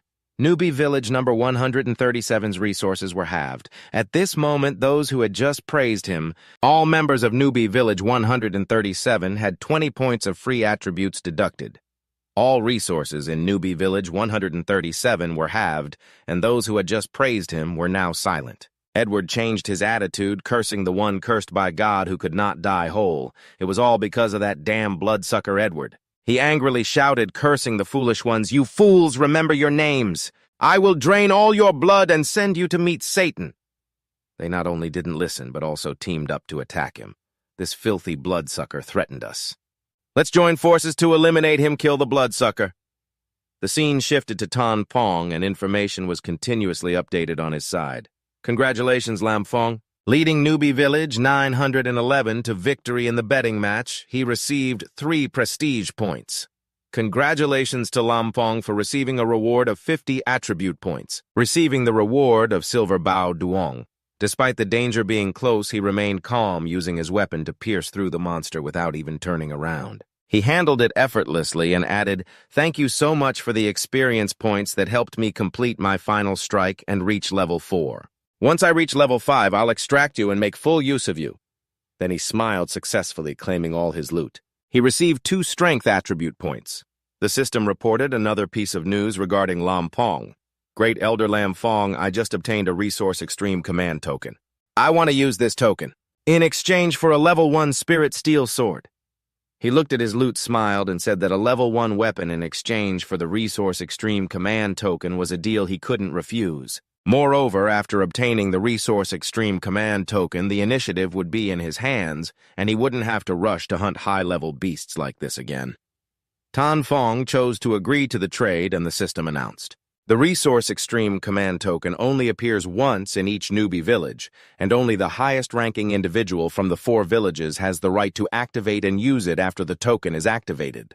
The winning village's initiator receives double rewards, while the losing village's initiator faces double penalties. He muttered, "No wonder Ko-Min wanted to sell it to me. Not only is the right to activate the token limited to certain individuals, but the penalties for the initiator are also doubled." A list appeared, and they thanked him. "Thank you, Great Elder Lam Fong. When do you plan to activate the resource betting?" That's right. Let us fight for the Newbie Village so that the flowers can fall and the waters can flow. I'm so looking forward to it, Lam Fong. Please give us a hint." He proudly lifted his head to the sky, feeling so cool, thinking for a moment that he could suddenly appear and lead everyone to victory, earning him a lot of respect. He spoke to everyone through the screen, saying that once the sun rose and everyone was back in top shape, he would kick off the resource battle and everyone would be convinced. Joyfully agreeing, they thought it made sense. The big boss really was thoughtful. They supported Lam Pong's decision, getting ready and gathering enough spirit for tomorrow. After turning off the screen, he told himself that it wasn't that he was being thoughtful, but because he wanted to buy some time. Suddenly, he exerted himself, causing the rocks around his feet to shatter. Focusing his strength while thinking with his energy, he could go 3 days and nights without sleep and not feel tired. He attacked a bird, piercing straight through it. His true thoughts were, first, he would enter the most dangerous level 10 beast area, then start the resource betting. The level 10 beasts were the most dangerous, but the energy they provided was also the highest. It could level up the fastest, increasing his chances of winning. The system continued to announce the successful kill of a level 6 shadow beast. He received 220 energy points. A strong wind blew past him, and he thought that in the lower-level beast areas, the energy gained was quite low, and the drop rate was also low, so he needed to handle the battlefield a bit. "Let's hurry to the level 10 beast area." Tan Fong looked around, feeling strange. "You whispered under your cloak, marking the level 10 beast area on the celestial map. This is the place." You opened the system to survey the surroundings, but suddenly realized that even activating your enhanced sense of smell couldn't detect any beast scent. What was going on? Is the system malfunctioning? Does it have a self-check function, and is there an error? Suddenly, a hole appeared in the ground right where you were standing, and you were startled. Before you could figure out what was happening, you fell in. You thought to yourself that you hadn't sensed anything unusual earlier. It was as if it had appeared out of nowhere. Annoyingly, there were no walls around, making it impossible to brace yourself. You had to think quickly to stop falling. Otherwise, if you kept falling like this, you'd definitely end up with a broken head or bones. If you didn't die, you'd be crippled. Then your whole body radiated fiery energy. Fortunately, you managed to stop just in time using your power to hover in the air. It turned out that the space underground was an entire world. You landed and began to sense your surroundings, mumbling to yourself. As soon as you fell, you sensed a powerful beast scent that you had never encountered before, but you remained alert. Could this be the true level 10 beast area? Besides the beast scent, there was also a stench of decay that was repulsive. This foul smell was so strong that you couldn't pinpoint the location of the level 10 beast. You touched a monster and realized it was just an illusion. What on earth is this place? Looking around, you concluded that it resembled the abandoned newbie village 911. You thought boldly, could this place actually be the deserted newbie village? If your guess was correct, it meant the newbie mission had failed. Is it possible that newbie village 911 was also brought to a place like this? You felt sad, seemingly blaming the celestial system. It was both fair and cruel, giving everyone the chance to level up and gain abilities, but once someone was left behind, they would be thrown into a bottomless pit without mercy. Suddenly, a voice echoed, "Human, this is not a place for you." One of the soldiers spoke. It seemed to be the leader among the soldiers. "We are the guardians of this place. Regardless of whether it's a beast or a human that intrudes here, the only outcome is death." The others behind him added, "Human, prepare for battle." At that moment, the system displayed information about them. Demonic soldiers, hell level, mutated above level 15. The system cannot investigate. Friendly reminder. Drop rate 10%. You thought these dog-headed guys are above level 15? I have no idea how to escape this strange space. You could only fight and see what happens. Moreover, the 10% drop rate was indeed very tempting. You received a boost of 100 attack power, 100% attack speed, and 30% armor penetration causing wounds. Then you decided to give it a try. Your eyes glimmered with a cold purple light, hoping that the 4th-tier weapon, the white-silver sword, would help you kill these monsters. You were determined to start. The dog-headed monsters were furious, charging at you one by one as if they wanted to tear you apart. A huge explosion occurred where you were, and you skillfully dodged their attacks wielding your fire sword. You jumped onto broken stones to evade their strikes and landed.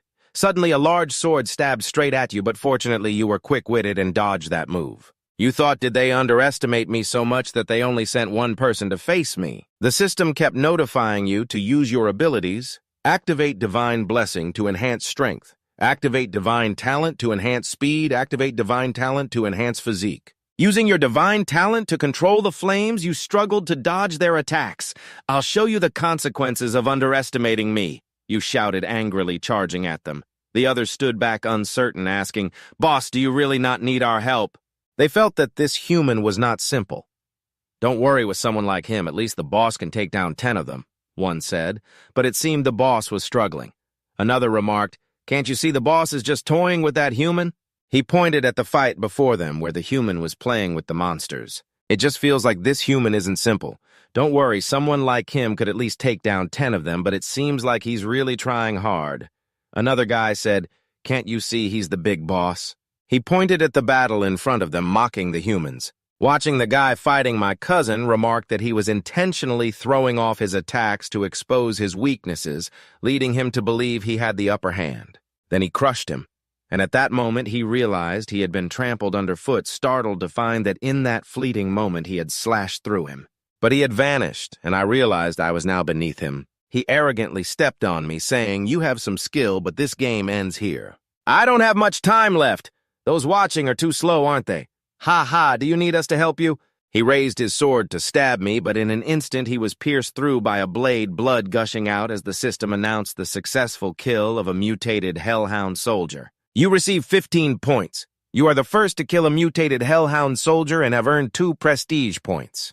Those in the distance were shocked, and I added, "Let them hear this. To survive in this world, I can't afford to waste a single second. My eyes are becoming sharper, especially since I gained the ability to control thoughts and manipulate the dead."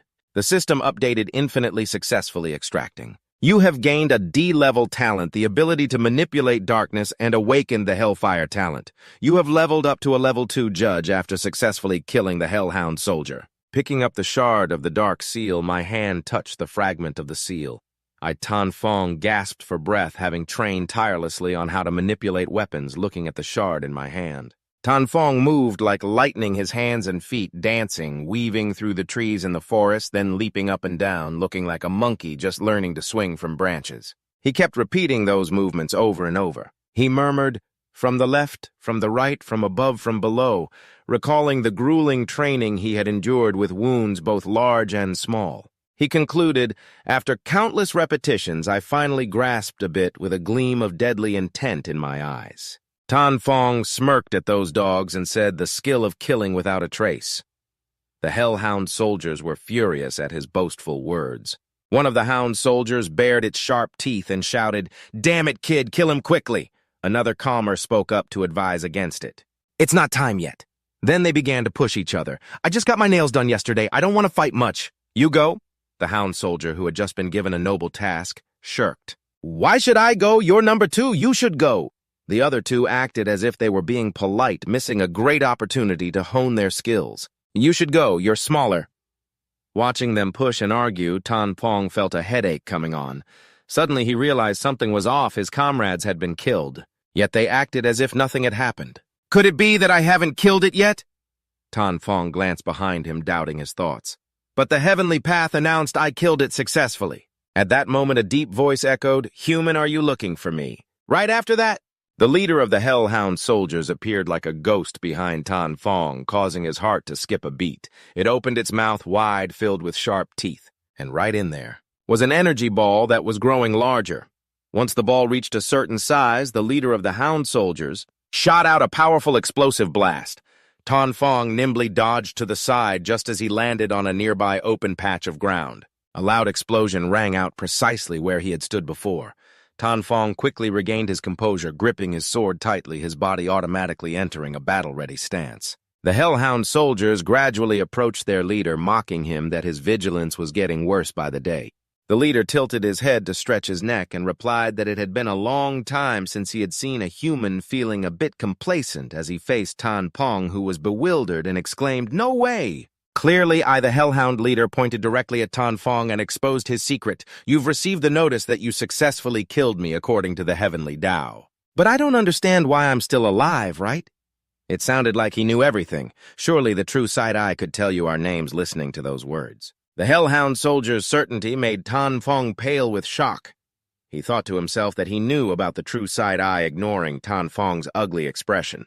The leader took the spear handed to him by his underlings and said that the meaning of hell soldiers is that we come from hell, which also means... Suddenly, the whole group of hellhound soldiers was enveloped in a strange blue light. With a gleam of arrogance in his eyes, the hellhound leader declared that we are immortal, disregarding the loud threats from Tan Fong, who spat in disdain. "You're just a bunch of dogs. What's there to be proud of?" Then, wanting to show off, the sword suddenly blazed with fire as Tan Fong rushed forward, proudly declaring, "If I can kill you once, I can kill you 2, 3, or even 4 times right after that." The hellhound leader and Tan Fong charged into battle. In a flash, the leader used his spear to block Tan Fong's powerful strike. Tan Fong dodged a deadly attack from the hellhound soldier. They fought relentlessly, the sound of clashing weapons ringing out continuously as they kept going one-on-one. Until the crowing of a rooster signaled the dawn, a rooster crowed, and one hellhound soldier saw the first rays of sunlight appear on the distant horizon. At this moment, the teleportation gate also appeared, and the hellhound soldiers gathered in front of it. One of them waved his hand loudly, urging the leader that it was time to go. "We have to leave now." The leader continued to swing his spear at Tan Fong, who was violently thrown against a tree, looking quite painful as the hellhound leader walked toward the gate. Turning back, he praised the human, saying, "You're quite interesting. I hope we can meet again next time." As the hellhound soldiers left, Tan Fong wiped the dirt off his face. He felt annoyed, muttering to himself about how despicable these dog-headed creatures were. "Crowing early, just like our ancestors said, it's true. Crowing early means you'll eat something." Then a notification appeared warning that the village had disappeared, connected to countless other villages in Tan Thu. It appeared in the darkness and vanished before dawn. Seeing the information it provided, Tan Fong suddenly understood, so that's how it is. This also means that as long as there's a dark seal, everyone has a chance to enter there. He looked at the half-broken dark seal in his palm and bitterly said, "You dog-headed creature, just wait. When I have enough strength, I will definitely come back for you." Suddenly, Tan Fong sensed something. He frowned tightly, showing great discomfort as a monster resembling a centipede, but enormous, with 4 sharp fangs, suddenly emerged from the ground. It brazenly appeared behind Tan Fong. He turned around and used his sight to read the information about the monster, helplessly saying as the information appeared immediately. The monstrous Earth Sawworm, level 12 combat power, rating 15 stars. Characteristics include extreme toxicity, poor eyesight, and incredible hearing. Innate abilities include enhanced hearing level E, earth element sensing level F, and infection skill with a drop rate of 1.2%. Tan Fong swiftly and decisively slashed through the body of the Earth Sawworm, successfully splitting it in half. In the distance, several other Earth SA worms also appeared. Waiting to be marinated at the same time, a notification also appeared, announcing that 2 people from the Tan Thu village had reached level 5, and the regional chat channel was automatically activated. Hearing the notification, although he was dodging the stone hands that had just emerged, he still had to exclaim after loading the reason Lu Hien's leveling speed was even faster than he had predicted. Hearing the announcement, even while dodging the rising stone hands, he couldn't help but exclaim that after loading the speed of Lu Hien's level up was even faster than he expected. Right after that, 3 consecutive announcements popped up, reminding that every 1,000 new villages would be divided into a zone. The announcement started linking zone number 1. The chat channel for the linked zone was successful. The new village number 911 was the 47th village to join the chat channel, and it began buzzing with countless messages from people from different new villages. Most of the messages were discussing the newcomers from this new village number 911. Ah, there's another group coming. A girl with a side-swept hairstyle said, "New village number 911 is the 47th to join. Not bad, but it seems like others don't think so." A guy who looked like Haban scoffed, saying, "It's been so long and only 2 people have reached level 5. Is that all those bottom-tier guys are from Long Kwok?" A chubby boy chimed in, reminding his brothers. "New village number 911, don't talk to those guys. They're all from the same gang." Another person who seemed to have been a victim of those nasty guys also messaged to warn, "That's right, betting will make us lose half our resources. You all need to be careful." A bespectacled guy looking knowledgeable spoke like a street thug. "This time who will teach those Long Kwok guys a lesson?"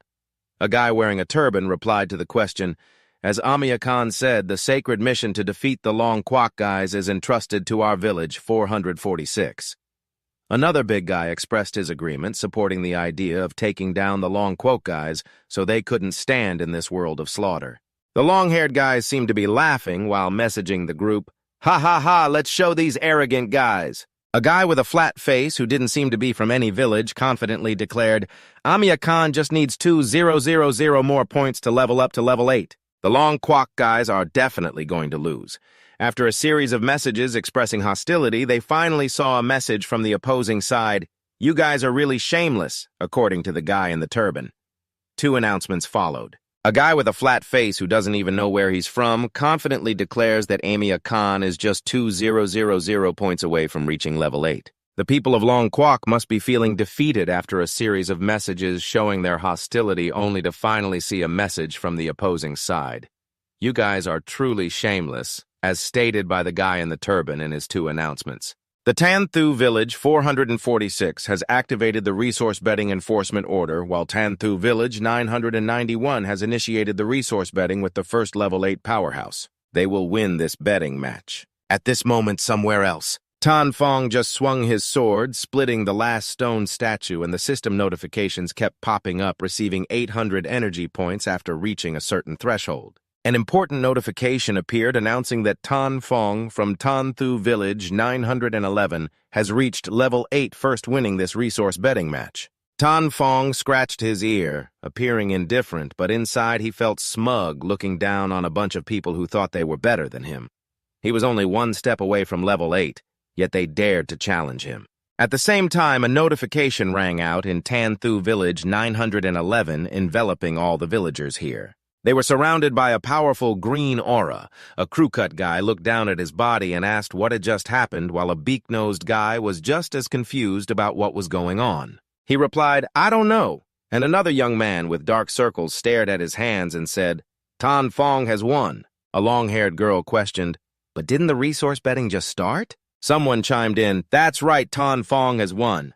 followed by a flurry of compliments that sent shivers down their spines. So strong, this is amazing, just keep it up. It's going to be hard for us to level up slowly. Finally, there's hope for the Tan Thu assessment. Long live Tan Phong, long live Tan Phong, I'm willing to offer my first kiss.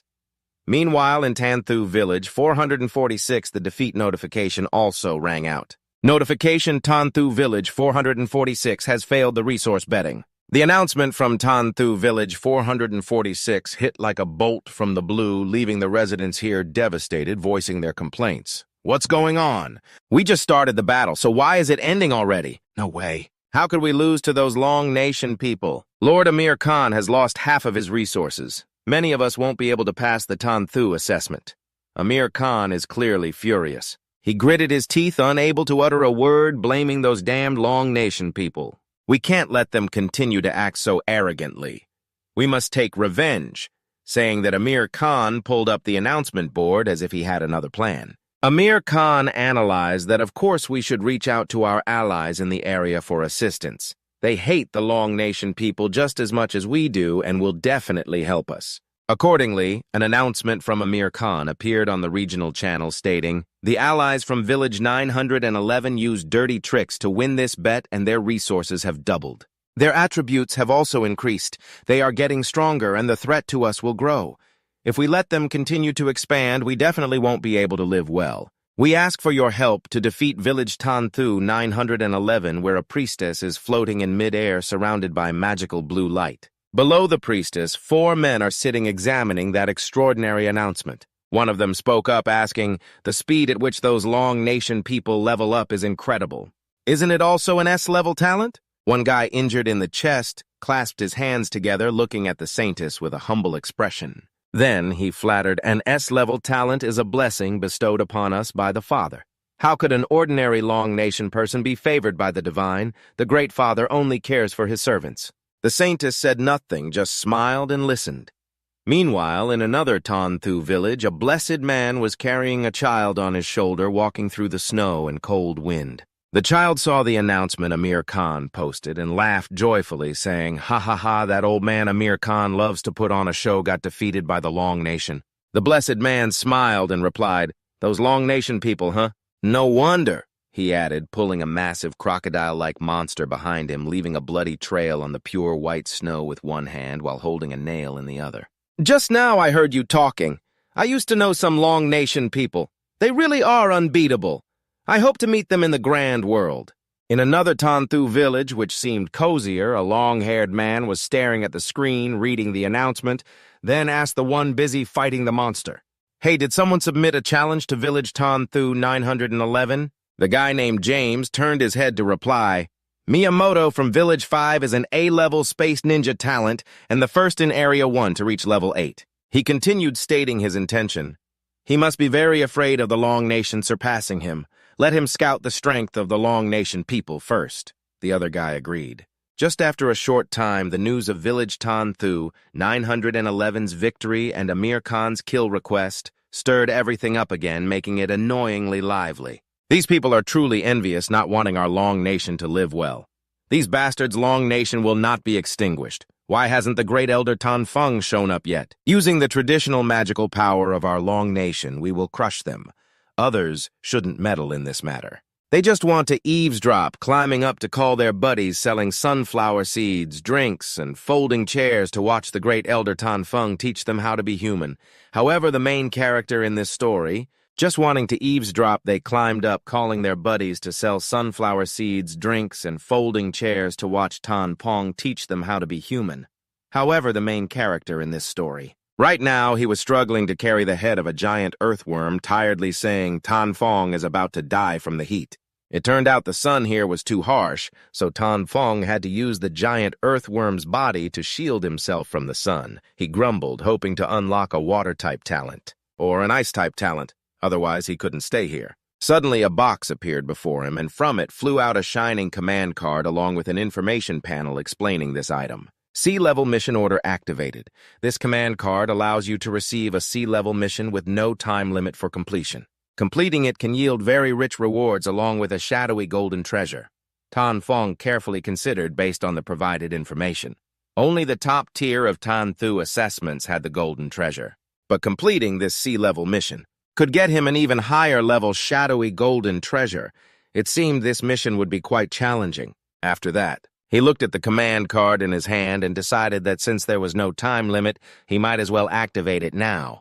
If he couldn't complete it, he could just leave it for later. Saying that Tan Fong activated it, and 3 big notifications popped up. Tan-Thu Tan Fong is the first to use the mission card and received 1 prestige point. Congratulations to Tan-Thu Village 911 for meeting the corresponding conditions to activate the mission channel. The sea-level mission is to break the 5 seals of the wind. The mission content is to collect 5 types of royal heart cores, metal, wood, water, fire, and earth, and then go to the top of the long mountain to break the seals of Tan-Thu Village 911. Finally, the system didn't forget to give a reminder about the mission. Reminder. After breaking the seals, the residents of 911 will be able to enter a larger world. All Tan-Thu villages in Area 1 that complete the mission can enter the Great World. Tan Feng examined the task bit by bit, slowly analyzing the assignment, which was to open the map. This meant that the village of Tan-Thu would be the first to enter the Great World. This would give them a huge advantage, allowing them to gather more resources.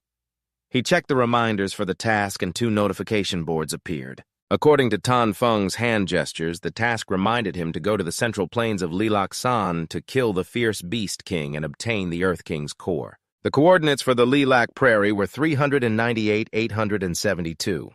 The task reminded him that the fierce Beast King was the weakest and easiest to hunt, suggesting the formation of a small team of 20 level 10 experts or higher. The success rate for hunting would reach 70%. Tan Feng focused on the reminders while pondering the leveling speed of everyone in the village. Right now, the team of 20 level 10 experts would need at least 5 more days to gather. By then, everything might be over. He looked around the desolate and deadly prairie and said, "The Boneberry Desert is very close to the Lilac Prairie. Should we go there to scout the situation first?" Liu Nian tried to calm herself, telling herself not to move, to hold her breath to stay calm.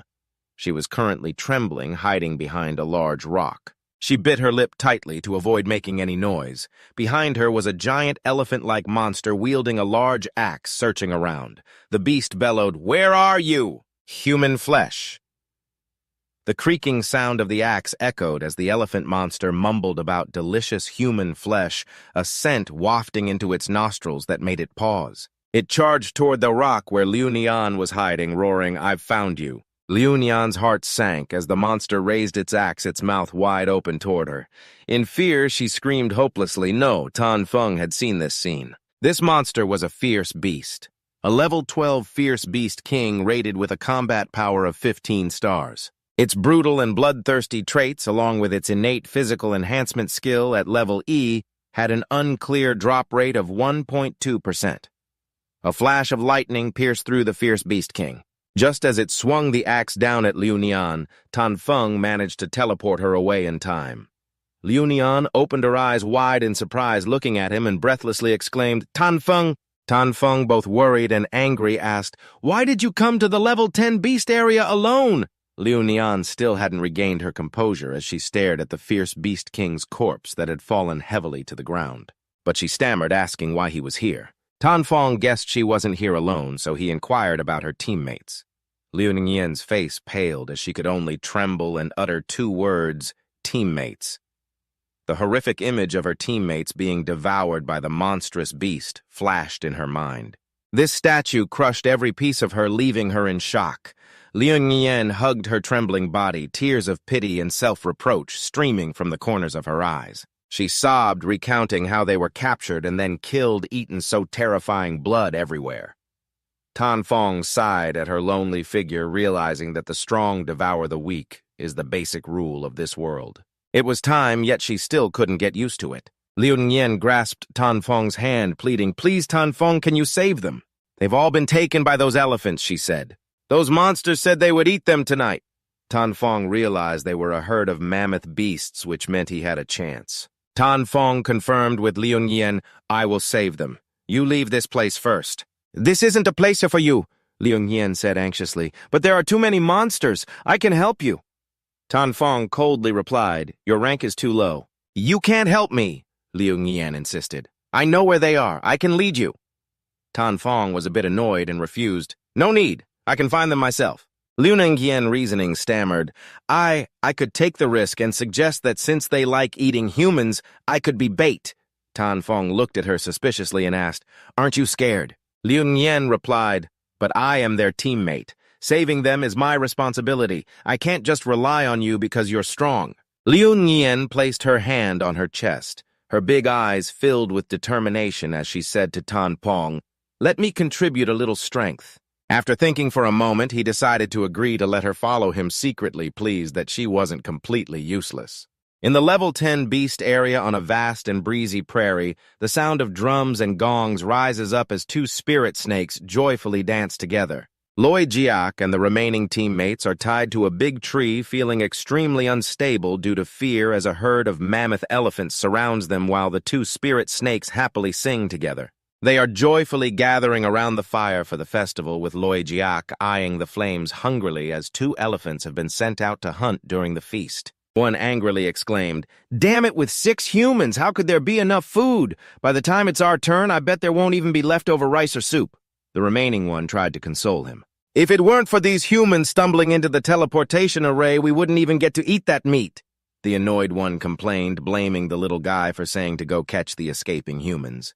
Why is he taking so long to come back? He's not eating the scraps by himself, is he? The other calmly replied, If he eats a human without the king's permission, he'll face punishment. He wouldn't dare. The two elephants continued into the forest. One spotted a corner of a human's clothing peeking out from behind a rock and said to the other, I remember the king said if we catch a human to offer up, we could get an extra leg when sharing food, right? The other happily replied, That's right. So he picked up a spear, puffing with excitement, and joyfully declared, Today is truly my lucky day, lucky to go down early. He glanced at the 2 elephant corpses lying in the pit and told Tan Fong, I was just baiting the heavenly path, just give me 60 more energy points. He replied, I'm thinking about the legs of the desert worms after. Even though it's sharp enough to cut through the fierce beasts to make the wound deeper, I need to add more control over my thoughts. Tan Fong turned to Liu Ningyan and said. She closed her eyes and blankly replied, okay. Tan Fong absorbed the essence from the 2 elephants. He secretly planned that adding more control over his thoughts would consume his spirit energy, and the effect wouldn't be as good as using the wind silver to strike them down. He needed to change his hunting method as the system kept notifying him. Successfully absorbed infinite essence. Received the E-level talent infinite physical enhancement successfully. Received the E-level talent infinite physical enhancement twice. The talent is automatically duplicating and evolving successfully. The talent evolved into D-level beast talent physical enhancement. After collecting all the spoils, Tan Fong told Liu Ningyan she could open her eyes now. He handed her a pill and explained. This is the first-grade defensive ring dropped by that elephant. When attacked, it can form a protective barrier around the body. Liu Ningyan looked at what was in her hand, feeling grateful. Tan Fong coldly said, Don't get the wrong idea. You still need to continue being bait. If you're dead, it'll be a hassle. Liu Ningyan cheerfully replied, thank you. She ran after Tan Fong happily, thinking to herself that he hadn't changed at all. Still cold-faced but warm-hearted, just like before, Tan Fong concluded after many battles with the fierce beasts that the poison in the poison bag of the 10-horned snake still worked on the fierce beasts. The hellfire can easily break through the defense of the raging fierce beast and kill it. Liu Ningyan stood outside watching Tan Fong finish off a level 10 beast in just a few moves, unable to help but be amazed. Tan Fong personally finished off the fierce beast and pondered that the weakness of the raging fierce beast was in its neck. As long as I limit its movement, even a level 4 could take its life there. The shout cut through Tan Fong's thoughts as the two glanced at a herd of 5 elephants charging towards them, filled with murderous intent, roaring, Those filthy humans dare to ambush our kin. We'll trample you to death and eat you alive. Tan Fong just stood there with his arms crossed, watching those crazed ones. Inside, he was very pleased. A new test subject had appeared. The lead elephant ordered, Kill that human. The other elephants, as if fueled by a mad spirit, charged forward, and as they were rushing, the ground sprouted slimy vines. One nervously asked, What is this? The leader, Keen Thuong, responded to the trap of the human species as those weak, soft vines suddenly hardened and shot out at high speed, catching the fierce beast statues off guard, ensnaring them with the vines. Only one could handle the attack that knocked Dewey down. Tan Fong watched the unfolding scene below with satisfaction, knowing that the furious beast general would come here upon discovering his kin's disappearance. That's why he set traps around the willow grove.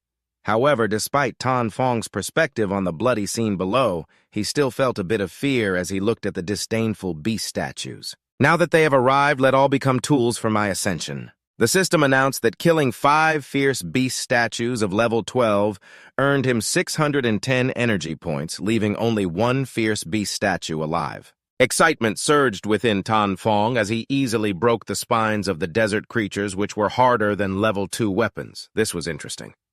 The fierce beast statue charged at Tan Fong with murderous intent, roaring human. His entire body was enveloped in golden battle aura, crackling with lightning. He was a mutated fierce beast general of a high rank. Level 12 evaluated combat power at 21 stars, with attributes including fierce aggression and a unique defensive talent that enhanced physical strength to level E and earth sensitivity at level E. The drop rate was a mere 1.2%.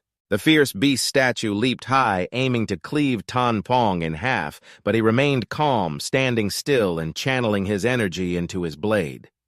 As the beast statue fell, Tan Fong raised his sword to intercept, wanting to slice it in half. However, the strength of both sides was nearly equal. Tan Fong jumped out of the way as the beast's blow struck the ground, shaking the surroundings like an earthquake while he tightened his grip against the opponent's power. With double the strength, the fierce beast statue's strike made Tan Fong's hand numb.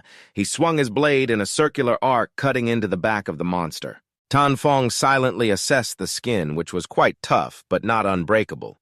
The furious beast statue turned back to glare at Tan Fong, cursing him with contempt. "You pathetic human!" The battle aura around him grew stronger. He confidently grasped his arm, saying, "My body has been blessed by the king. All wounds will heal. You can't kill me." The wound on his back was healing, which made Tan Fong smile with delight, thinking about how he could absorb such a power. Now he was even more determined. Tan Fong pulled out his blade and asked, "Very impressive and practical, but I have one question. Does such power have limitations?" He took the initiative to attack. The battle between Tan Fong and the fierce beast statue was fierce and evenly matched, with weapons clashing, sending sparks flying all around. After a while, he concluded that the healing ability of this creature was diminishing, and both its strength and attack speed were decreasing. He pieced together memories from the battle to analyze. He had struck 75 times, landing 60 hits with 5 critical wounds, 15 significant wounds, and 30 normal wounds. There were 10 minor wounds healing at a very fast rate, almost instantaneously. Normal wounds took 1 to 2 seconds to heal. Significant wounds took 3 seconds, while critical wounds had gone from 5 seconds initially to now 15 seconds. The fierce beast statue fell to the ground covered in wounds. Tan Fong asked, "With your human head, has your healing ability reached its limit?" Tan Fong, looking down with disdain, snapped his fingers, saying, "It seems your king no longer blesses you." The system reminded him that the hellfire damage bonus was 100. Tan Fong unleashed hellfire onto the fierce beast statue, flames erupting around it. Tan Fong held his sword with both hands, energy swirling around the blade. His eyes glinted coldly as he declared, "It's over." Tan Fong severed the head of the fierce beast general, and as he passed by, the system congratulated him for killing the level 12 fierce beast general. Successfully mutated, he received 1,700 energy points, being the first to kill a level 12 fierce beast general and successfully mutate. He gained 3 points of reputation. In the lair of the fierce beast statues, the King Eyes Closed suddenly awoke, feeling a sense of loss wash over him. The guard hurried over worriedly, asking the king, "What happened?" The king of the fierce beast statues spoke slowly and softly. The loyal guard replied, "2 of our comrades have been killed." In the willow grove, Hoang Mang called out, "Tan Fong." Tan Fong swung his fist, unleashing the power of the dragon elephant, enhancing his defense by 20, physical strength by 5, and earth resistance by 10%. With a single punch, the ground ahead shattered into dust. Tan Fong stood within the barrier, puzzled, wondering when his emotions had begun to deteriorate. What had happened? Tan Fong gritted his teeth in frustration. He recalled that after defeating the fierce beast statue, he had been eager to absorb its power, but no matter how many times he tried, he couldn't extract it. It was truly strange. Why can't I draw out the healing abilities Tan Fong remembered when that guy talked about the power of Vuong Trao, and the more he tried to analyze it, the more confused he became. He held his head, feeling frustrated.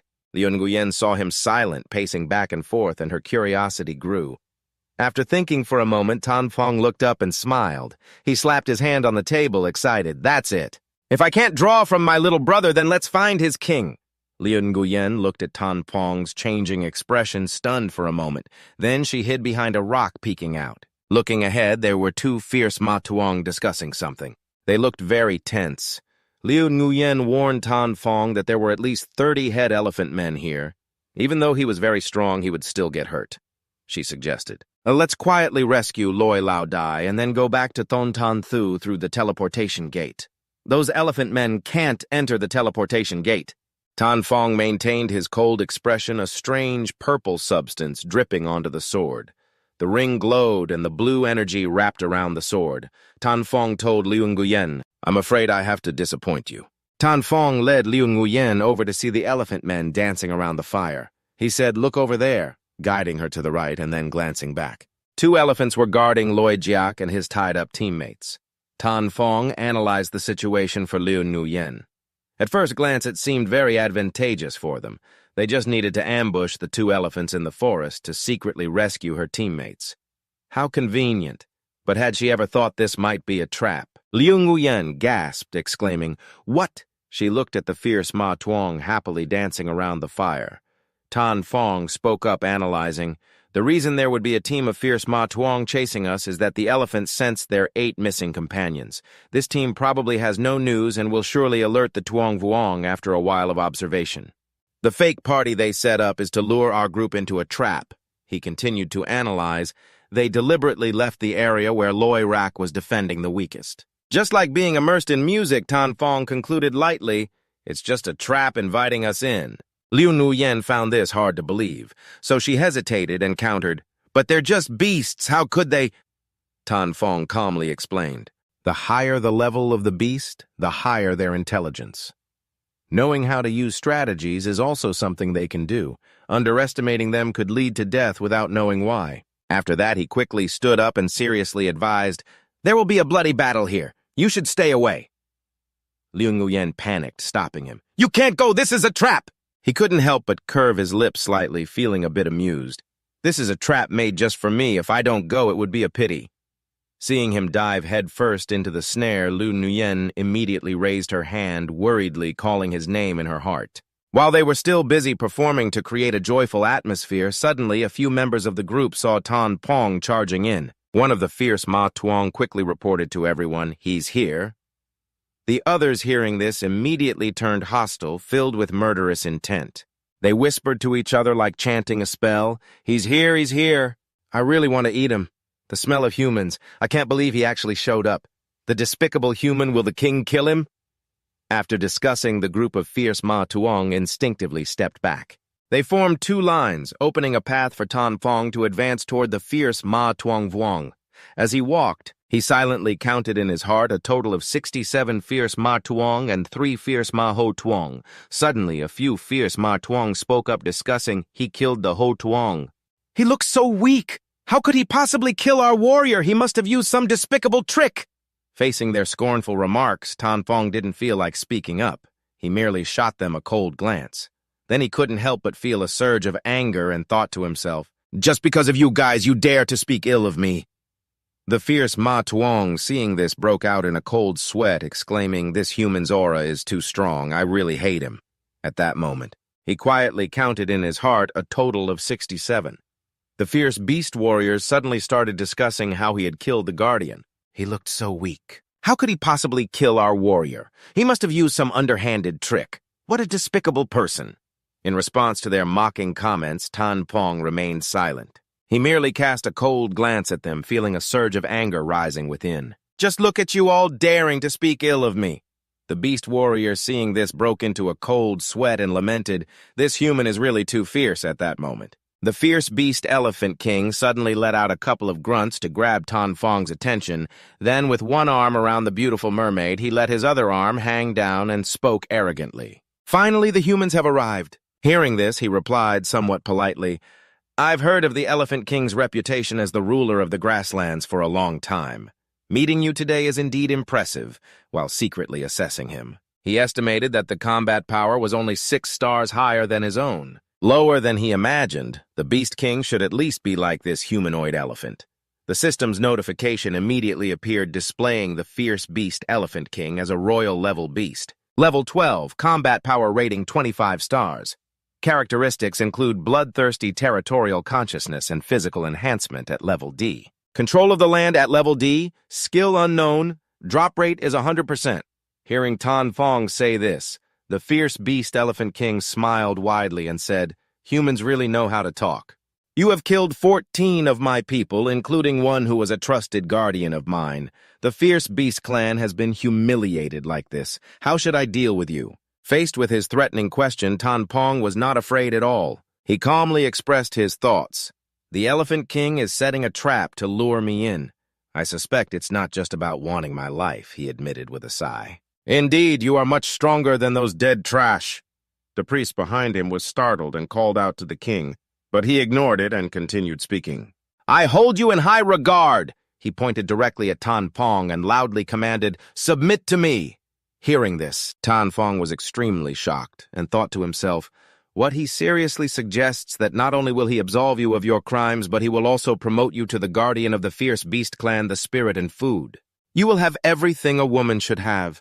You will be the luckiest human in all of heaven and earth." Tan Fong pretended to negotiate, saying, "Before making a decision, I have a question for the Elephant King." He couldn't help but marvel inwardly.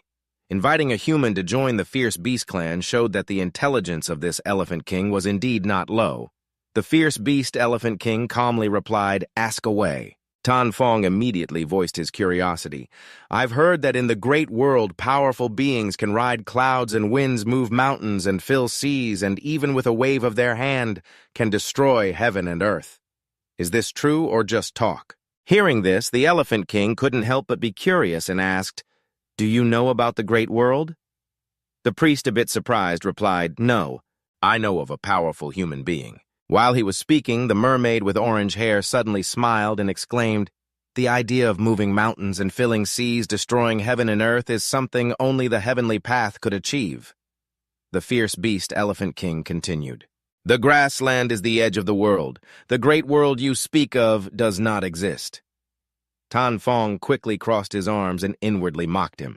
Not being able to perceive the true I and not knowing about the great world in the mission is truly disappointing, he thought. The Elephant King was trapped in this small world and knew nothing. Tan Fong decisively swung his sword, and the fierce beast Elephant King asked in a deep voice, "Is this your decision?" Tan Fong stepped forward, calm in the face of the fierce gazes of the fierce beast elephants. He answered, "Submitting to the Elephant King means turning my back on humanity. From now on, joining the ranks of the fierce beasts will lead to being scorned. I can't make this decision lightly," and stopped speaking. Standing tall before the fierce beast elephants, a proud smile appeared on his lips.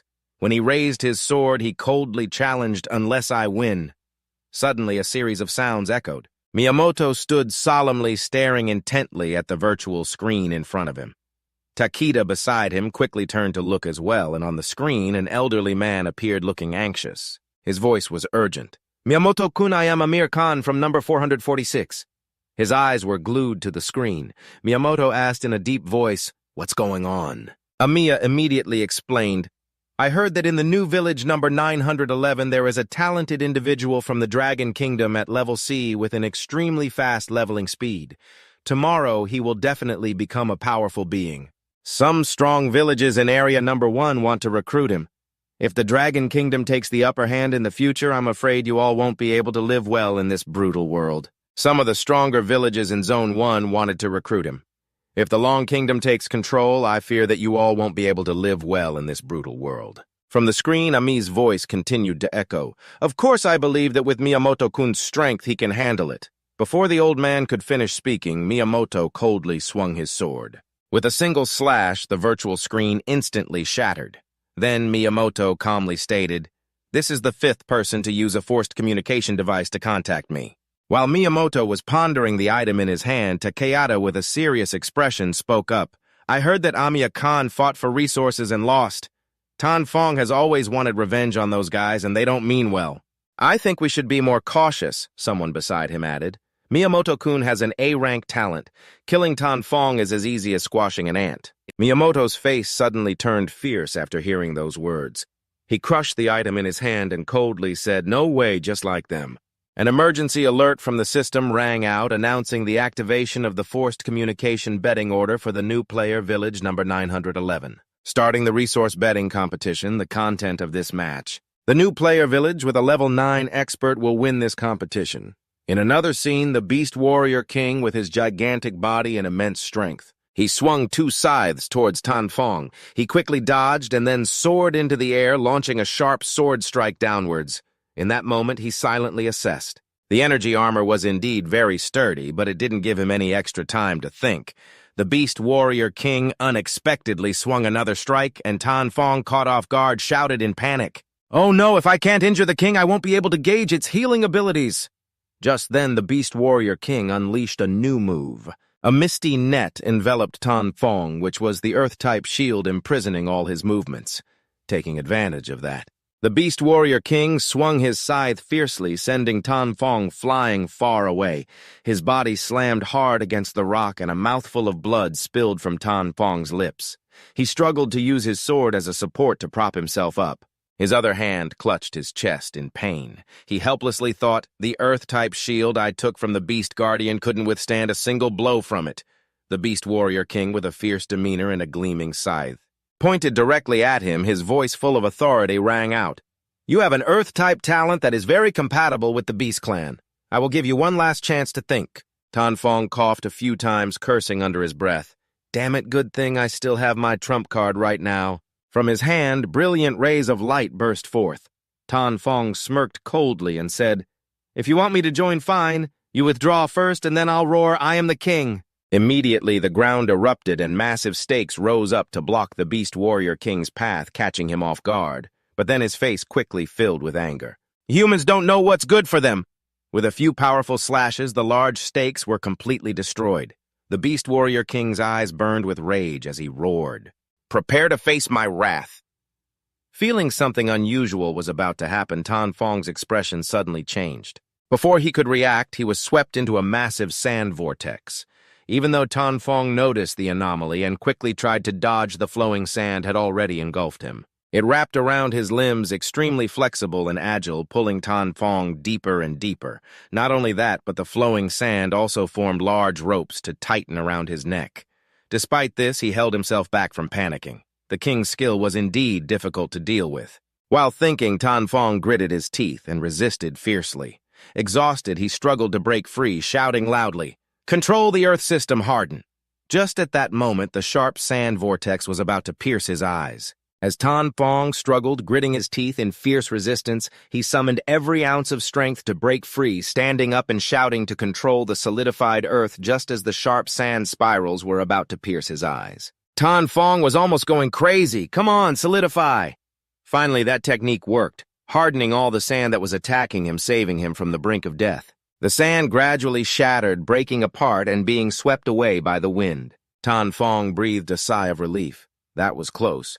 He almost got pulled down by that muddy sand. Before he could catch his breath, the massive sharp blade of the Statue King came crashing down on him. Tan Fong reacted quickly, turning to face that divine strike. In the blink of an eye, Tan Fong swiftly soared high, avoiding the spot where the blade struck. It was unimaginable how any flesh could withstand that blade. The ground where the Statue King's attack landed erupted in a massive explosion. As he flew up to a vantage point, Tan Fong unleashed a flurry of sharp strikes in retaliation. The Statue King's command to shoot was just as formidable as him. He stood tall and proud, right in the rain of arrows, having created a transparent armor for himself. No object could easily penetrate it, but that armor wasn't perfect. The technique of Tan Fong could still affect him a little. An Yanjiang observed closely the damage he was taking. The sharp hellfire-tipped spikes hit him. Suddenly, a dangerous-looking streak of light appeared in the mist, rushing straight towards Tan Pong. He was completely unprepared since he was the one being attacked. Under his watchful eyes, he saw that Tan Pong didn't move at all. This moment of carelessness from Tan Pong caused him to take a massive hit, sending him flying away from Tan Pong. Using his sword and his body honed from years of martial arts, he struggled to stand firm.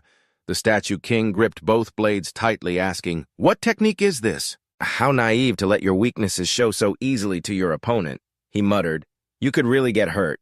His eyes sparked with determination and resolve as he shouted. Then once again, Tan Pong pressed his hands to the ground, channeling his inner power to summon hellfire. Immediately, a surge of energy erupted, blasting away all obstacles in a direct path towards the Statue King. He bravely held both blades together, forming a shield and standing firm instead of dodging.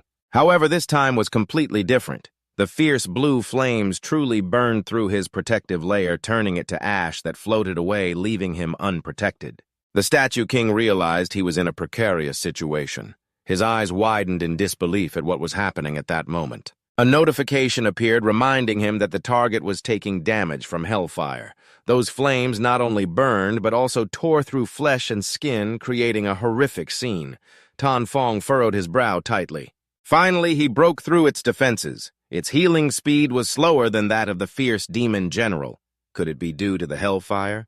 The Statue King was no different from a wild beast. Unable to take it anymore, he went berserk, roaring and smashing everything around him, shaking the very heavens.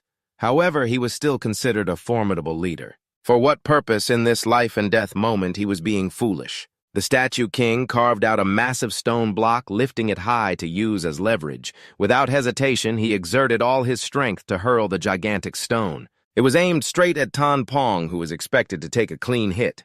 Avoiding such a large rock was difficult, discarding it was even harder. Tan Pong decided to brace himself with all his might. Of course, human strength has its limits. He gritted his teeth, trying to control the earth element to turn it into sand, but the stone still bore down heavily on him, ready to crush him. Sending his energy to a dangerously low level, he couldn't use any other skills. It felt like lightning struck his ears, and he was startled facing the imposing Statue King. "Human, this king appreciates you, but my mercy can make you hallucinate." The Statue King temporarily lifted the stone, causing Tan Pong to buckle at the knees. Sweat poured down, and he felt he could hardly hold on any longer. His eyes were filled with rage and unwillingness, cursing the hellfire for draining too much of his energy.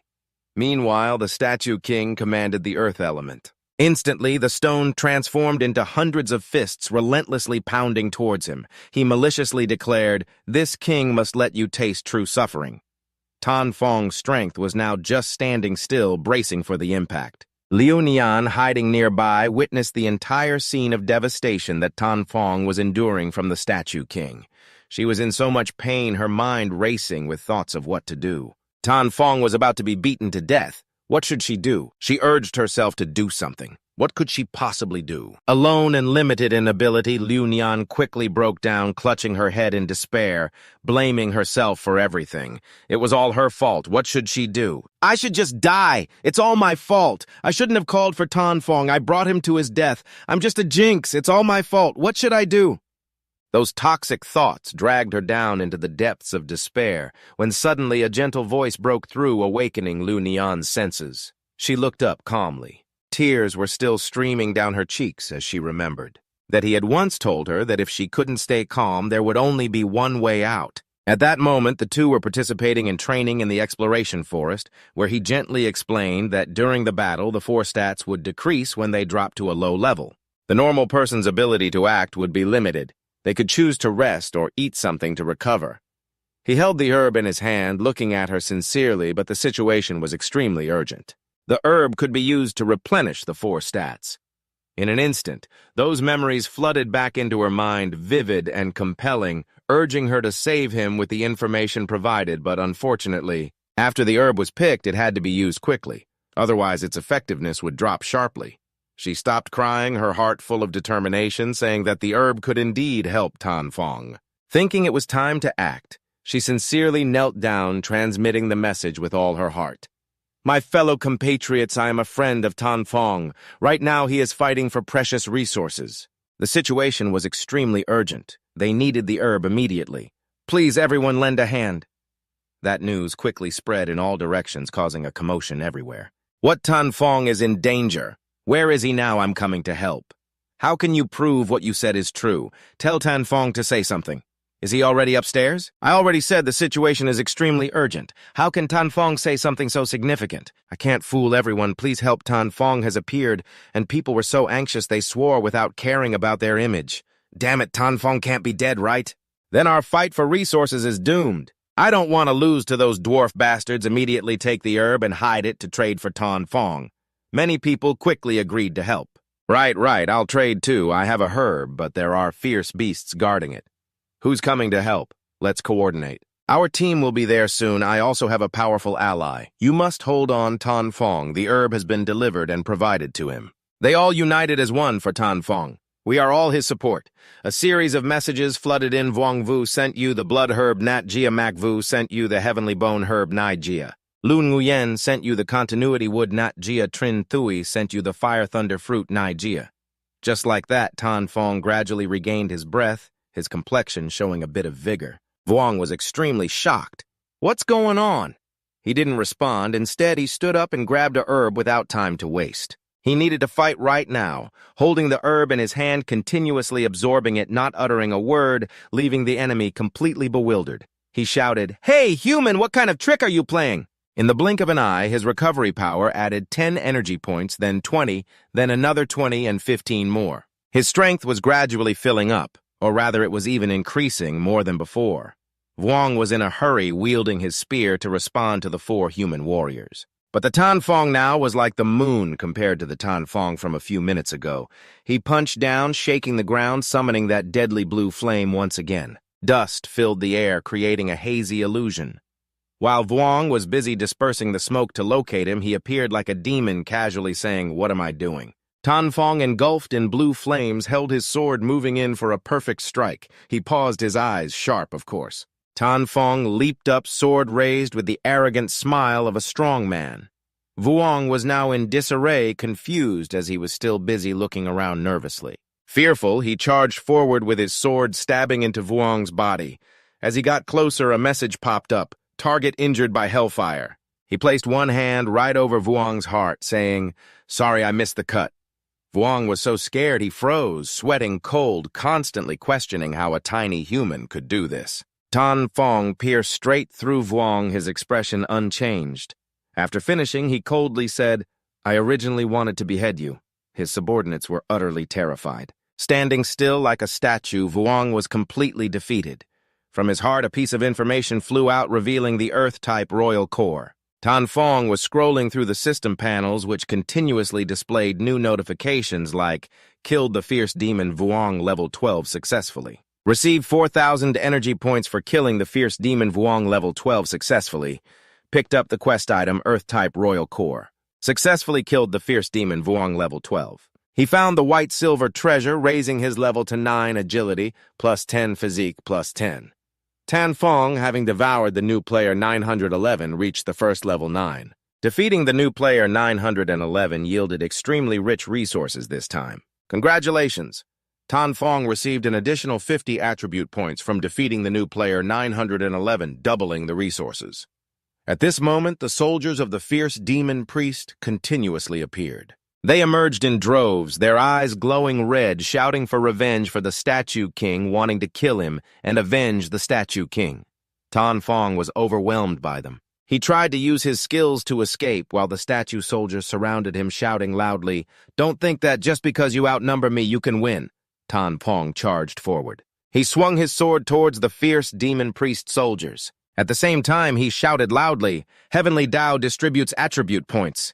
Suddenly, the area around him transformed into another space, and the system interface continuously displayed numerous new notifications. Successfully killed the Berserk Fierce Demon Statue level 12. Received 610 energy points for killing the Berserk Fierce Demon Statue level 12 successfully. Received 610 energy points, level 9, 1,200 out of 100,000, class 2 judge, not over 200, prestige 29. Among the new players, strength 223 plus 7 enhanced strength level D, agility 241 plus 15 enhanced speed level D. Physique 217, Enhanced Physique Level D, Poison Resistance plus 100%, Essence 274, Enhanced Perception Level D, Enhanced Hearing Level. Enhanced Vision Level E, Enhanced Smell Level F, Elemental Control, Talent, Earth Level D, Fire Level D, Darkness Level D, Bloodline Talent, Enhanced Bloodline Level E. Dragon Bloodline Talent, Eternal Fate Extraction Level, SSS Skill. True Sight Level 1, Hellfire Level 2, Chaotic Transformation Level 2, Self-Healing Level 1, Defense Technique Level 3, Combat Power Assessment. 23 stars appeared beneath Tan Fong's feet, forming a glowing circle like a formation. Then Tan Fong jumped up and charged at the fierce demon warrior. Tan Fong shouted loudly, feeling his power continuously surge, truly making him ecstatic. He attacked them so quickly that they couldn't react. Tan Fong continued to shout, "Let's go!" The system interface displayed new notifications again, successfully killing the Berserk Fierce Demon statue, level 12. Received 607 energy points. After defeating the soldiers of the Fierce Demon Priest, Tan Fong landed heavily on the ground, panting. The Fierce Demon Priest pointed at him and then turned to his comrades, saying, "You all stay back. When he comes to kill, ambush him." Hearing this, everyone shouted loudly in response. The Fierce Demon Priest then laughed loudly, speaking with a tone of certainty, "I don't believe a single person can stop over 100 fierce demon warriors." As soon as he finished speaking, the fierce demon warriors immediately charged forward, their red eyes flashing as they swung their swords and roared at Tan Fong. Suddenly, Tan Fong's eyes Fong shone with a blue light that enveloped his pupils. Then Tan Fong extended his hand, casting a spell, and blue flames erupted from his hand, spreading everywhere. Tan Fong just smiled and said, "Yeah, hellfire." Tan Fong used magic to engulf the entire area in a sea of blue flames, causing the fierce demon warriors to scream in pain. The system board now displays new notifications: successfully killed the level 12 mutated guardian beast. You received 1,700 energy points for defeating the level 12 mutated beast commander. After picking up the bronze shield, Tan Fong looked towards the Beast Priest and thought to himself that the Beast Priest was indeed a troublemaker. Immediately, he charged forward and attacked him. He ran while shouting, "Let's deal with you first." The Beast Priest, seeing this, was terrified and stammered. Just then, a fierce beast warrior charged out. It took a fatal blow for the Beast Priest, who was now extremely frightened, and stood still while Tan Fong watched the Beast Warrior collapse right in front of him. Tan Fong spoke again, actively running towards him with his sword drawn. Could it be that this Beast Priest also has the ability to control the ferocious beasts? At that moment, a new notification appeared on the system. Successfully killed the level 12 mutated beast commander. Receiving 1,700 energy points, the fierce mage priest witnessed his kin collapsing to the ground. He trembled and instinctively shouted, You fierce mage priest," pointing at Tan Fong's face. "Quick, attack him!" Tan Fong glanced over at the fierce mage priest. He had already turned to run far away, shouting as he fled, "Wait for me. I will definitely lead the fierce mage army back to kill you." Seeing him run with all his might like that, Tan Fong helplessly said, "He's running away." Immediately, Tan Fong jumped high, thrusting his sword into the head of the fierce mage priest, causing him to freeze in place. At this moment, the system boards displayed new notifications. Successfully killed the fierce mage priest of level 12, receiving 1,700 energy points. Successfully killed the fierce mage priest of level 12. Picking up the copper treasure chest, Tan Fong was now holding a small chest with a serious expression. He said, "Running away and still knowing how to use tricks, I guess you're a bit clever." After saying that, Tan Fong sheathed his sword, turned to look at the remaining fierce mage warriors rushing to attack him, and remarked, "But these guys aren't very clever." Then he suddenly charged forward and shouted, "Witness this!" Tan Fong slammed down onto the ground, and his magical flames quickly spread out, engulfing the fierce mage warriors. At this moment, new notifications appeared again. Tan Fong, holding his sword, smiled lightly as he looked at the new notifications. Successfully killed the furious fierce mage statue of level 12. Received 610 energy points. Successfully killed the furious fierce mage statue of level 12, receiving 610 energy points. Furious fierce mage statue of level 12 successfully killed. Received 610 energy points for killing the furious fierce mage statue of level 12 successfully. Received 610 energy points for killing the furious fierce mage statue of level 12 successfully. Liung He, hiding behind a rock, was now scared stiff. Her face had turned pale, and Luo Jia and the others were Being tied up witnessing this scene were also terrified to the point of wide-eyed shock mouths agape. At that moment, no one spoke, but they all shared the same thought. It's a demon, right? After that battle, the dark atmosphere was shattered, the smoke slowly dissipated, and the sky turned blue with white clouds and golden sunlight. Then Luo Jia and the others bowed their heads, hands offering fruits, and said, Tan Fong, big brother, please accept this. Then Luo Jia raised his head, a joyful expression on his face, saying, You saved us. We have nothing valuable, just these things. The boy beside them quickly spoke up. To be saved by Tan Fong is truly a stroke of luck.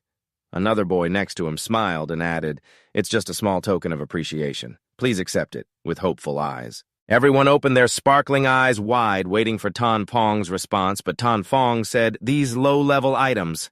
Hearing this, they all felt sad and disappointed, their faces darkening. Immediately, Tan Fong changed his tone and wording, reaching out to touch the fruits, and said, These spirit fruits aren't bad. Suddenly, a golden chicken started continuously clucking, chip, chip, chip. The chicken's incessant clucking made everyone freeze, feeling extremely awkward. Luo Jia hurriedly grabbed the golden chicken and said, I'm sorry, this is a useless item I accidentally opened. I forgot to throw away this golden chicken. It kept clucking, chip, chip, chip.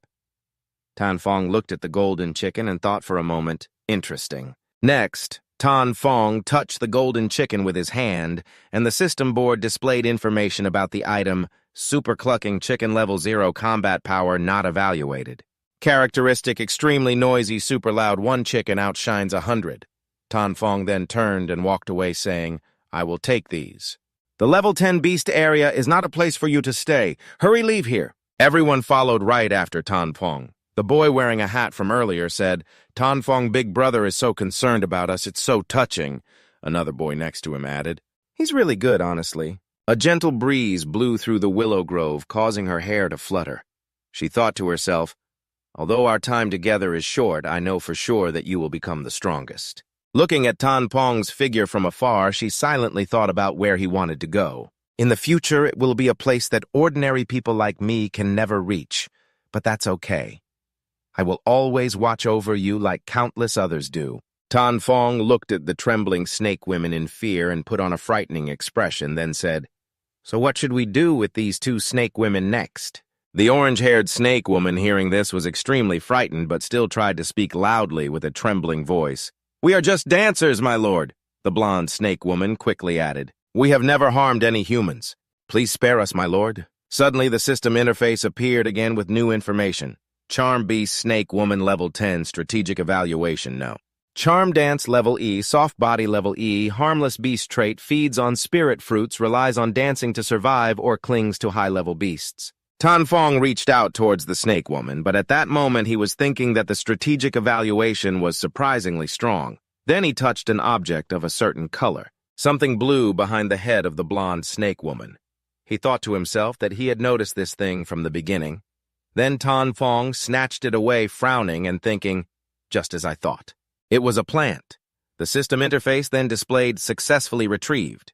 Tan Fong reached out towards the 2 snake women and said seriously, Answer my question and I will let you both go. The 2 snake women were now crying uncontrollably, tears streaming down their faces as they looked at Tan Fong. Suddenly, they ran away frantically without even bothering to untie the strings from their heads. Meanwhile, Tan Fong was standing there looking at the system interface to read the notifications. He thought to himself, strange talent. Like a seductive dance and a soft body, he thought, seems unnecessary to retrieve. Suddenly, Tan Fong imagined transforming into a snake man and dancing those ridiculous dances. Tan Fong was startled and thought, damn, I can't take it anymore. Then he walked over to the gathering place of the beast warriors' corpses. He opened the system and thought to himself, I need to submit the 5 elements mission and rearrange my strategy. After collecting the loot this time, he headed to the next mission location. Suddenly, he saw something and snorted. The system interface was displaying comments from others. Some were saying, damn. I'm so pissed off those damn dogs lost and still won't accept it, accusing Tan Lao Dai of cheating. Others chimed in, Tan Lao Dai's strength is definitely the best in the area. A group of them, envious and resentful of others, also chimed in, You lost and still dare to boast like that, you should get slapped a few more times. Tan Fong read these lines. He angrily widened his eyes and said, "So the losers in the Central Highlands are blaming me." Then Tan Fong took out an item called the Extreme Eye. His gaze was sharp as a knife. Tan Fong smirked and said, "Those damn dogs haven't seen the coffin yet and they're already crying. If that's the case, let me give you a lesson to remember well."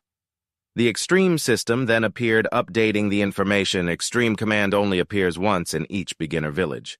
Only the highest level person in the village can use it. You have activated the Extreme command. Tan Fong received an additional reminder. Each beginner village has only one Extreme command resource. Each area has the opportunity to use it 100 times. This is the 79th use of the Extreme command in this area, he wondered. Oh, there are limitations on the number of times. I'm even more interested now. So it's true that the stronger the brave, the weaker the coward. You take a look around and notice the top-tier powerhouses like Edward, Amir, Khan Miyamoto, and Nami. They dare to start a risky bet even if it means losing. Meanwhile, the weak, who have the resources to place bets, either hesitate and don't dare to use them or choose to trade with the stronger ones in the village. You scroll through the screen and make your selection. The betting interface has started inviting you to choose your betting method. You breathe a sigh of relief, grateful that you acted in time. Otherwise, you might have missed out on a great opportunity. The system displays the options for you to choose from. Choose the personal betting method. The personal betting match allows you to select a novice village to bet resources with the usual reward and penalty levels. You can choose multiple targets for the match. Our side can also invite the Manhwa village to join and form a match to conduct bets with high reward and penalty rates. Tan Fong feels excited but also anxious. How can I defeat 20-something rival villages in one go now that the opportunity has come? Your eyes widen with determination. This time I must teach those guys a lesson they'll never forget. Later, I chose my own reminder system, which initiates the duel. If I lose the duel, the punishment is doubled. If I win, the reward is doubled. The double reward invites the selection of the green village of the opponent, the newbie village number 5, the newbie village number 446, and the newbie village number 21. Please select the red village of Feta, newbie village number 911, newbie village number 34, and newbie village number 77 to complete the duel selection. A flash of lightning struck hard, bringing up an emergency notification for the newbie village number 911, initiating the Extreme Duel command for the first time. The Extreme Duel of the Duel Zone reduces resources by 70%. Everyone loses 50 points while the winning side receives double resources. Everyone gains 50 points in attributes.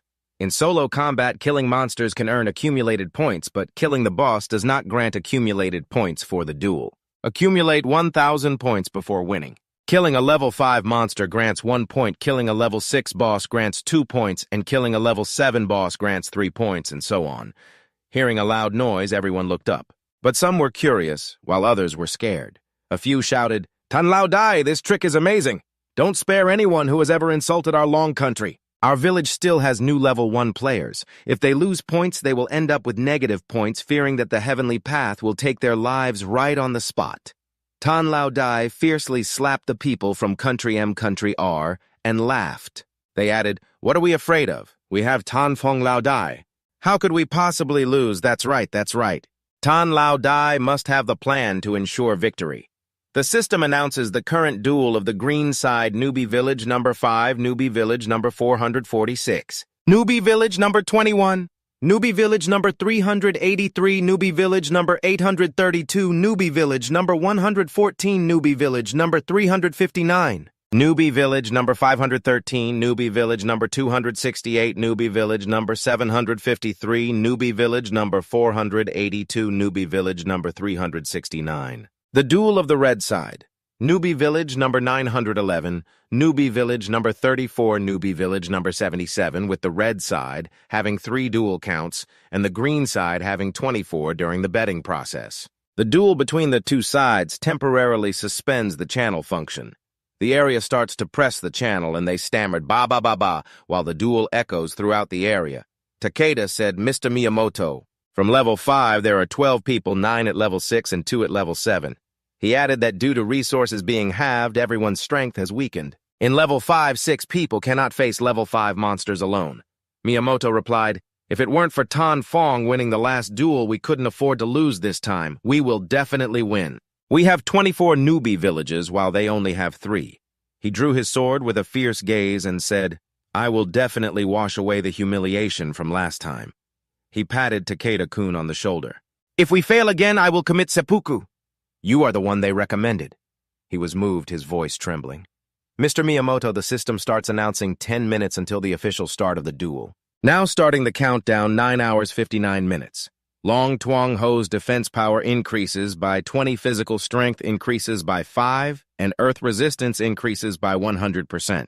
Long Tuong's strength increases by 30, giant strength increases by 25, and earth resistance increases by 100%.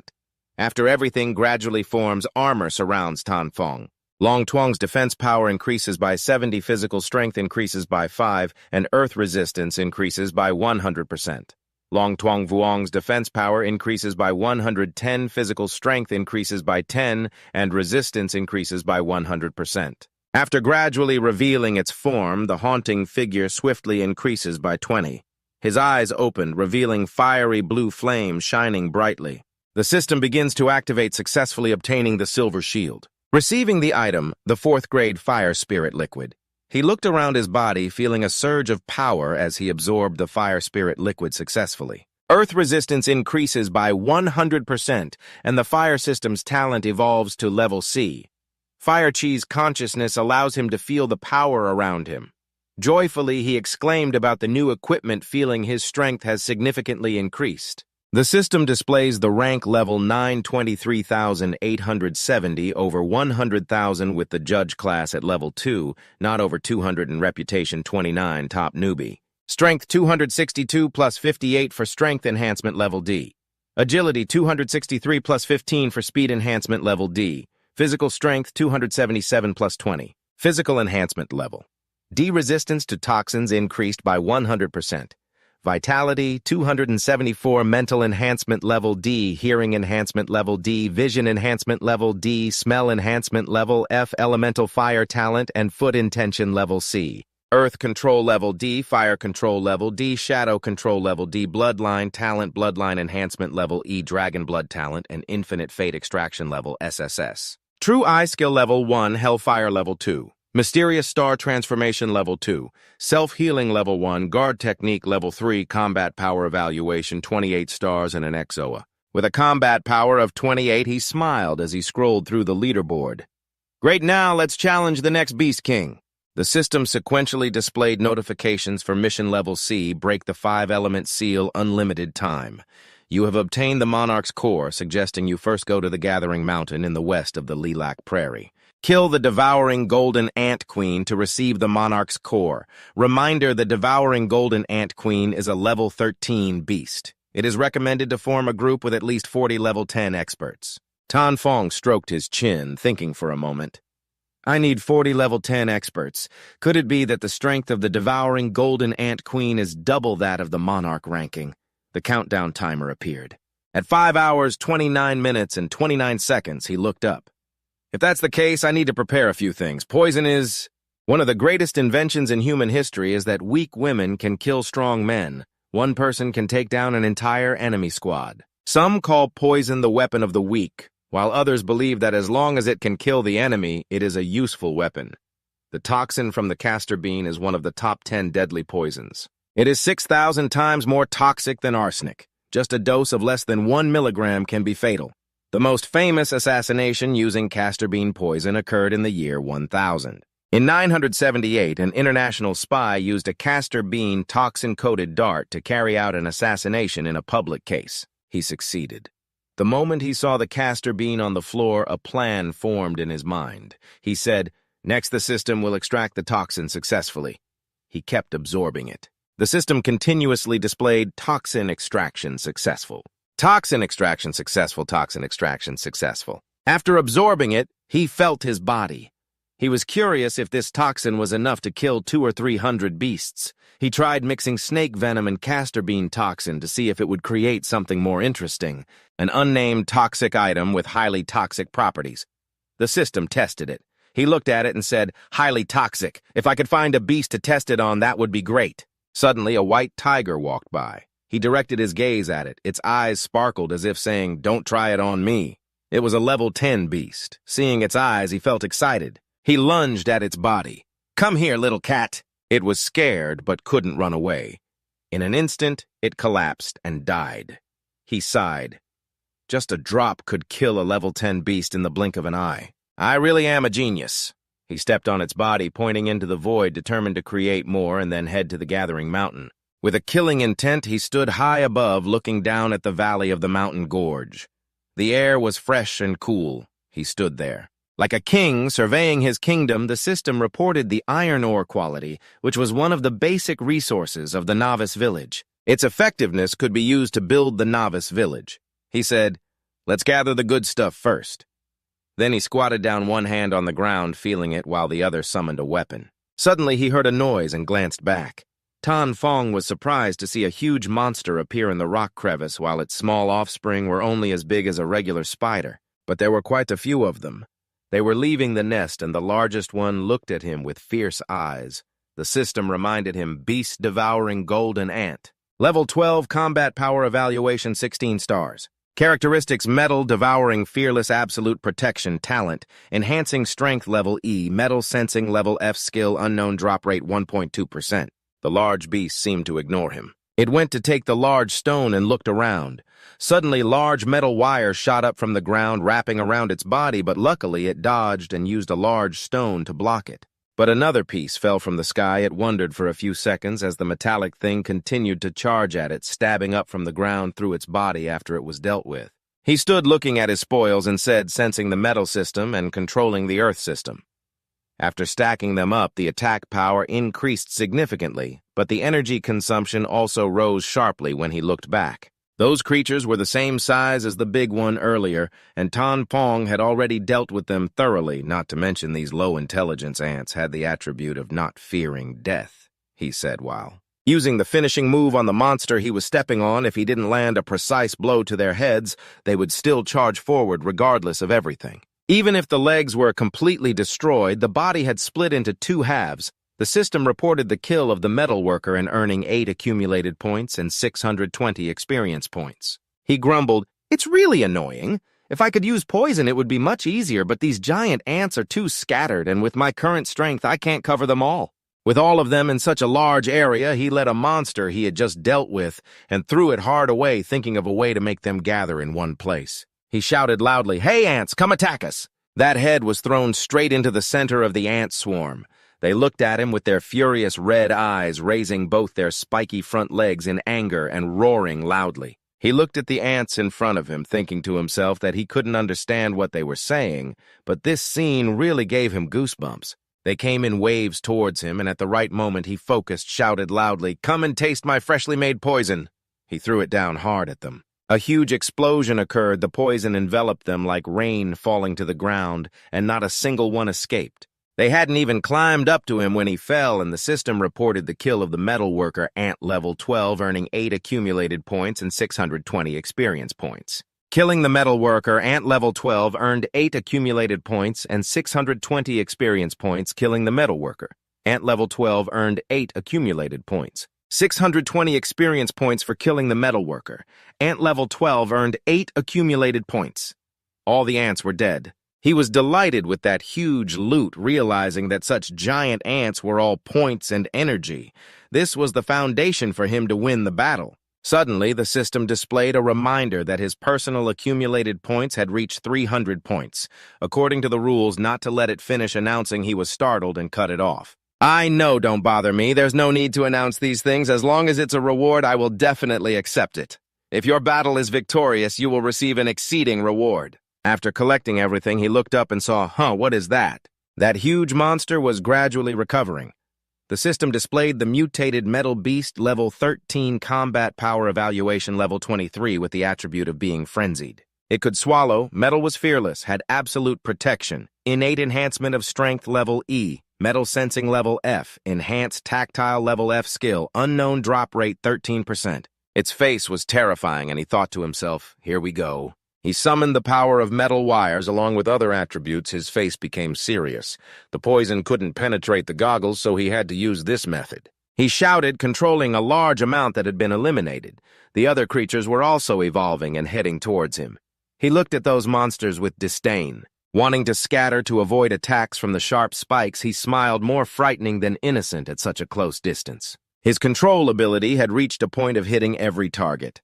Suddenly, a strange object flew towards him. He was surprised as it landed heavily, breaking the ground and creating a large hole. He sighed.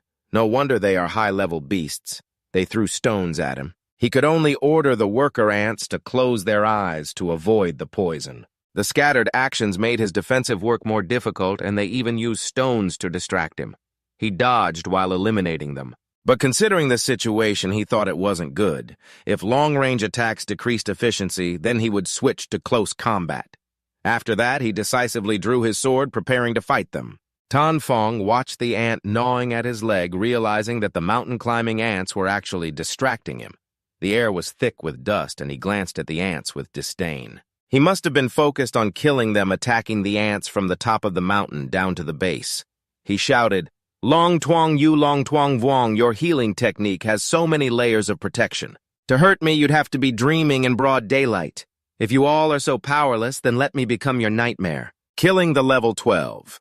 Fei Kim Ant earned him 8 accumulated points and 620 energy points. Surrounded by ants, Tan Fong kept slashing at them while observing. Around him, he killed the level 13 Fei Kim Ant, gaining 8 accumulated points and 670 energy points.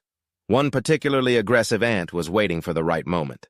At this moment, Tan Fong was surrounded by giant ants. Soon, a large swarm gathered around him, making him confused and asking what was wrong with all these ants. They charged at him all at once, and Tan Fong realized they wanted to bury him alive.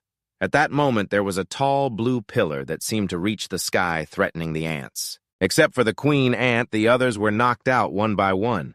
Killing the level 12 Fei Kim Ant earned him 8 accumulated points and 620 energy points. Emerging from the blue flames, he killed the level 13 Fei Kim soldier, gaining 9 accumulated points and 670 energy points. The level 13 Fei Kim soldier earned him 9 accumulated points and 670 energy points.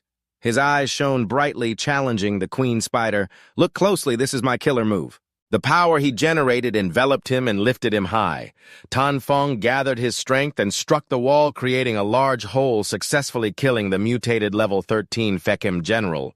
He received 200 energy points for successfully killing the mutated level 13 Fei Kim general. He received 20 accumulated points for successfully killing the mutated level 13 Fei Kim general. He received 3 points of fame as Tan Fong stepped on something. Outside the cave, amidst such fierce fighting, he stood on a pool of blood left from the previous battle, looking at the cave, ready to ask why the rear ants hadn't come out yet. Inside the dark, foggy cave, suddenly a pair of shimmering golden eyes appeared.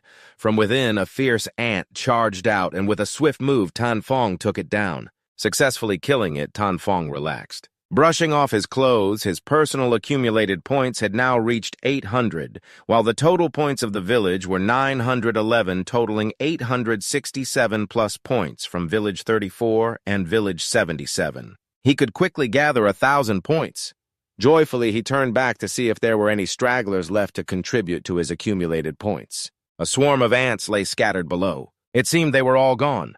Calmly, he stepped on the ground, causing it to sink, and entered the cave. He used blue fire to light the way, analyzing the damp air and soft sinking ground. There was also a smell like chocolate. Tan Fong looked up at the brown chocolate flow above him, recalling reading in a book that this happens when ants encounter danger. When threatened, their heads emit a pheromone, signaling that his movements were slowing down, and they were on guard, simultaneously releasing a chocolate-like scent to alert other members of the colony. Looking at the cave before him, he was pleased to see that they seemed ready to welcome him. Entering, the Fei Kim queen lay there waiting to be served by the other ants. She was weak and sweating, letting out a sound as someone was already waiting beneath her. Newly born, they continuously worked with eggs piled up and some ants hatching right from the eggs the mother laid. Tan Fong was astonished and broke into a sweat at this sight. Suddenly, from behind, an ant was waiting to attack him, but he was still busy being amazed, realizing how she could rank 4th among the 5 great beast kings with such strong reproductive abilities. Along with the ants desperately protecting her, the 10 fierce Ma Tuong kings did not dare to confront her, the fierce Fei Kim queen at level 13. Evaluating the strategy, 30 stars. The D-Class mind control ability controlled metals with an unclear drop rate of 100%. As soon as the ant touched him, he was already blocked. Block it! Then immediately counterattack regardless of the ant being cut in half on the ground. I can't help but exclaim how fierce it is refusing to lift one side while pushing the other down. It's really dangerous. If I had reacted just a little slower earlier, I might not have died, but I would have been severely injured. I can feel a sudden surge of attacking power. What is that? It's the sound waves from the queen ant, releasing a swarm of red-eyed ants glaring at me. They are swarming on the ground, targeting me and charging forward. I take a moment to admire the ants. They are pulling a large amount of iron from the bedrock and refining it into black iron armor covering the worker ants. They are really clever. Tan Fong thinks about extracting a large amount of pure essence from the stone bed to create black iron armor on the worker ants. The queen ant commands the swarm to attack Tan Fong. At this moment, Tan Fong shouts out, "Against opponents like them, I've already killed hundreds outside." Although it's said that ants can bite an elephant to death in the face of absolute power, Tan Fong swings his sword. No matter how many there are, they are just points for me to level up. Tan Fong stretches his hand forward. Try my special drink. In just a flash, Tan Fong has nearly wiped out the entire ant swarm. I hope the queen ant up high is stunned. Tan Fong looks straight into the eyes of the queen ant without any fear. The queen ant panics. How can this be? Tan Fong has stepped forward and dealt with all the little pests. Tan Fong jumps into the air and says, "Next, come and accept your fate." The queen ant realizes the danger. The queen ant spits out a liquid. Determining the liquid is flying towards him, Tan Fong is lucky to block it just in time. He thinks to himself, "In the air, I can't change my trajectory. I have to confront it directly." Suddenly, Tan Fong tells himself, "Strange, it doesn't feel very powerful. Could it just be a bluff?" The crystal on Tan Fong's hand begins to melt. He thinks about that light. There is a highly corrosive acid, but Tan Fong is not worried. Is it that easy? Even the strongest defensive crystal armor can be corroded. This must be the queen ant's killer move. It's just a pity you met me, Tan Fong declares. The queen ant, about to spit out more liquid, is interrupted by Tan Fong, who thrusts down and shouts, "Two types of deadly poisons clash fiercely." A massive shockwave is created. The queen ant smiles smugly as Tan Fong's sword fades behind the smoke. Tan Fong says, "Now I invite you to die."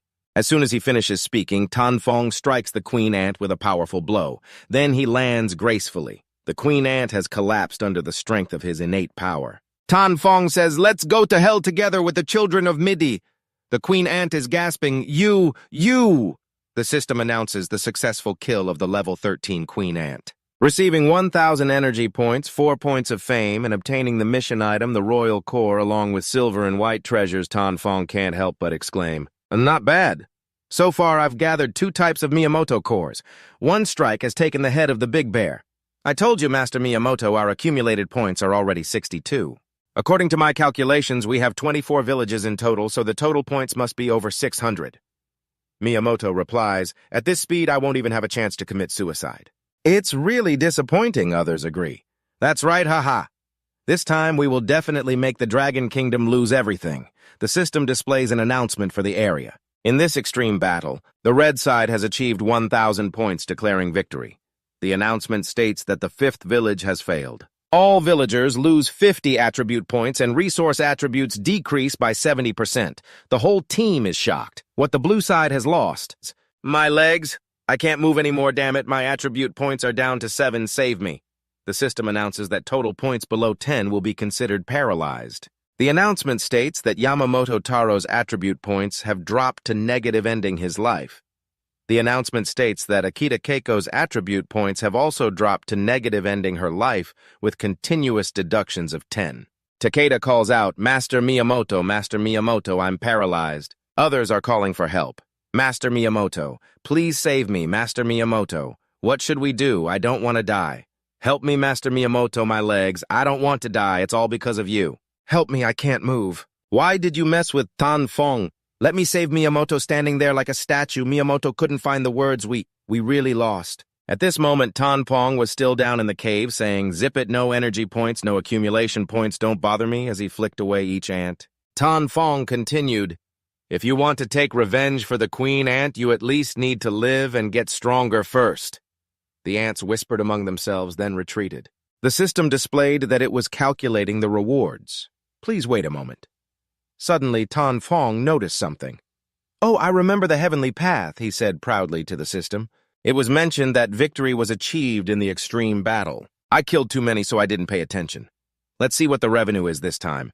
The system announced that my reputation reached 30 points, earning the title of Newbie King with a strength bonus of 20. Agility plus 20, physique plus 20, vitality plus 20, and the extreme victory reward multiplied the attributes by 100, accumulating personal points over 800. Attribute reward plus 160 points, extreme victory reward of 6 silver coins. I was the first to level up to level 10 of the Village 911. Receiving a golden coin, Tan Fong sighed. "So it turns out that having high reputation gets you titles too. It's worth my effort to kill so many fierce beasts." Plus 7 silver coins collected when killing the ant colony and the queen ant. Wait, when did I level up to 10? Tan Fong wondered about this mission. He had never seen the system display level 10. Class Judge level 2, reputation 42. Tan Fong pressed the mission button and the system announced congratulations. "You have leveled up to level 10, activating the mission of Village Chief of the Future. Mission reward a golden coin." Tan Fong said mission level C. To break the 5-element seal, the reward is a dark golden coin. The mission reward for level D and the first prize for the newbie assessment are exactly the same. Let's see the specific mission content. Activate the intermediate mission of Village Chief of the Future. Mission content. Go to the level 10 Maicot Desert to find the lost village and uncover the truth about the village. Kill the evil. Mission reward Village Chief's authority and a golden coin. Mission reminder. Newbies must reach level 10 to receive the newbie title. Only the new king is qualified to participate in this mission. The mission reminds that the lost village is deep in the Maicot Desert and requires a complete dark seal to enter the true village. Becoming the village chief is the first step to developing the newbie village. Without a village chief, the newbie village will disband and the villagers will become wanderers, losing their protection. The newbie village can only grow step by step with a village chief. The village chief can lead the villagers to build the village, developing it from a village to a town. The imperial territory, even the divine realm. Tan Fong picked up a piece of metal and said, "The lost village in the Maicot Desert, I fear it refers to the place I accidentally broke into last night. I already have the key to enter the lost village. Now I just need to wait for nightfall to complete the mission. It's a good thing I unintentionally planted willows in this forest." The more times I encounter it, the better. Tan Fong was determined that the position of Village Chief 911 must be his. Before heading to the Maicot Desert, I need to prepare thoroughly. First, I will use all the attribute points gained from leveling up and the extreme battle victory. Tan Fong shouted, "Add all attribute points," feeling himself grow stronger continuously. This is really wonderful. At the same time, the system announced that the attribute addition was complete. The system displayed Strength 463 plus 83 Qi Zhen Yi level C. Agility 461 plus 15 Speed Enhancement level D. Vitality 474 Mental Enhancement level B, Hearing Enhancement level E, and Smell Enhancement. Level F for Touch Enhancement level F for Elemental Talent. Fire Qi Zhen Yi level C, Earth Control level D, Metal Control level D, Dark Control level D, Strategic Evaluation 47 stars. Tan Fong said, "Since I drew the level F talent of touch from the devouring ant, only the level of vision talent is not yet obtained. I will draw strength from the devouring ant troops." Then it increased to level D strength. Now my power is 5 times what it was before. After drawing from the queen, and the talent of metal control has risen to level D. I can also add armor from the black mineral around me, but the acid from the ant's secretion due to physiological structure can't be drawn. What a pity. Tan Fong said that besides controlling the metal upgrade, the destructive power of the combined attack from the 3 control skills, which are mind control and earth control, is significant. The control over metal has also increased. At this moment, Tan Fong shouted, "The energy consumption has decreased by half. Consider it good news." Tan Fong snapped his fingers and was able to awaken his innate skill, the external energy blast. This skill, the external energy blast, condenses the strength within the body into a stream of energy and then releases it to harm enemies with internal power, similar to what is found in martial arts novels. It can also cover weapons with energy to increase their damage. Tan Fong stretched his shoulders. The 2 attack skills and the external energy blast were enough to deal with ordinary beasts. As for skills that consume too much energy, like Hellfire, it's better to use them sparingly. This time, it can be considered a satisfactory harvest. Tan Fong was excited. If so, let's start opening the golden treasures. Suddenly, a message came in from Lu Hien requesting a private chat with him. Tan Fong wondered what Lu Hien, the second-ranked person from Village 911, wanted with him. "What's up?" Lu Hien said. "Boss Tan Fong, I have a very interesting item I want to trade with you." Tan Fong asked what he wanted, and Lu Hien replied, "I want to use a fusion card to exchange for the Blood Wolf Battle Blade that you listed on the trading channel." The system displayed the fusion card item, which is a second-tier item. This can fuse 5 low-level treasures into a higher-level one. Note that this fusion card can only be used for treasures below the Shadow Gold level. Tan Fong thought to himself that the white-silver treasures only have a 2% chance of opening a 4th-tier item, while the golden treasures have a 98% chance of opening a 4th-tier item and a 2% chance of opening a 5th-tier item. Comparatively, the price of a golden treasure is higher than 10 white-silver treasures combined. Perhaps others who obtain this card won't have many treasures to use it, but he has plenty. This card appearing is very suitable for him. Lu Hien said, "Thank you, Boss Tan Fong."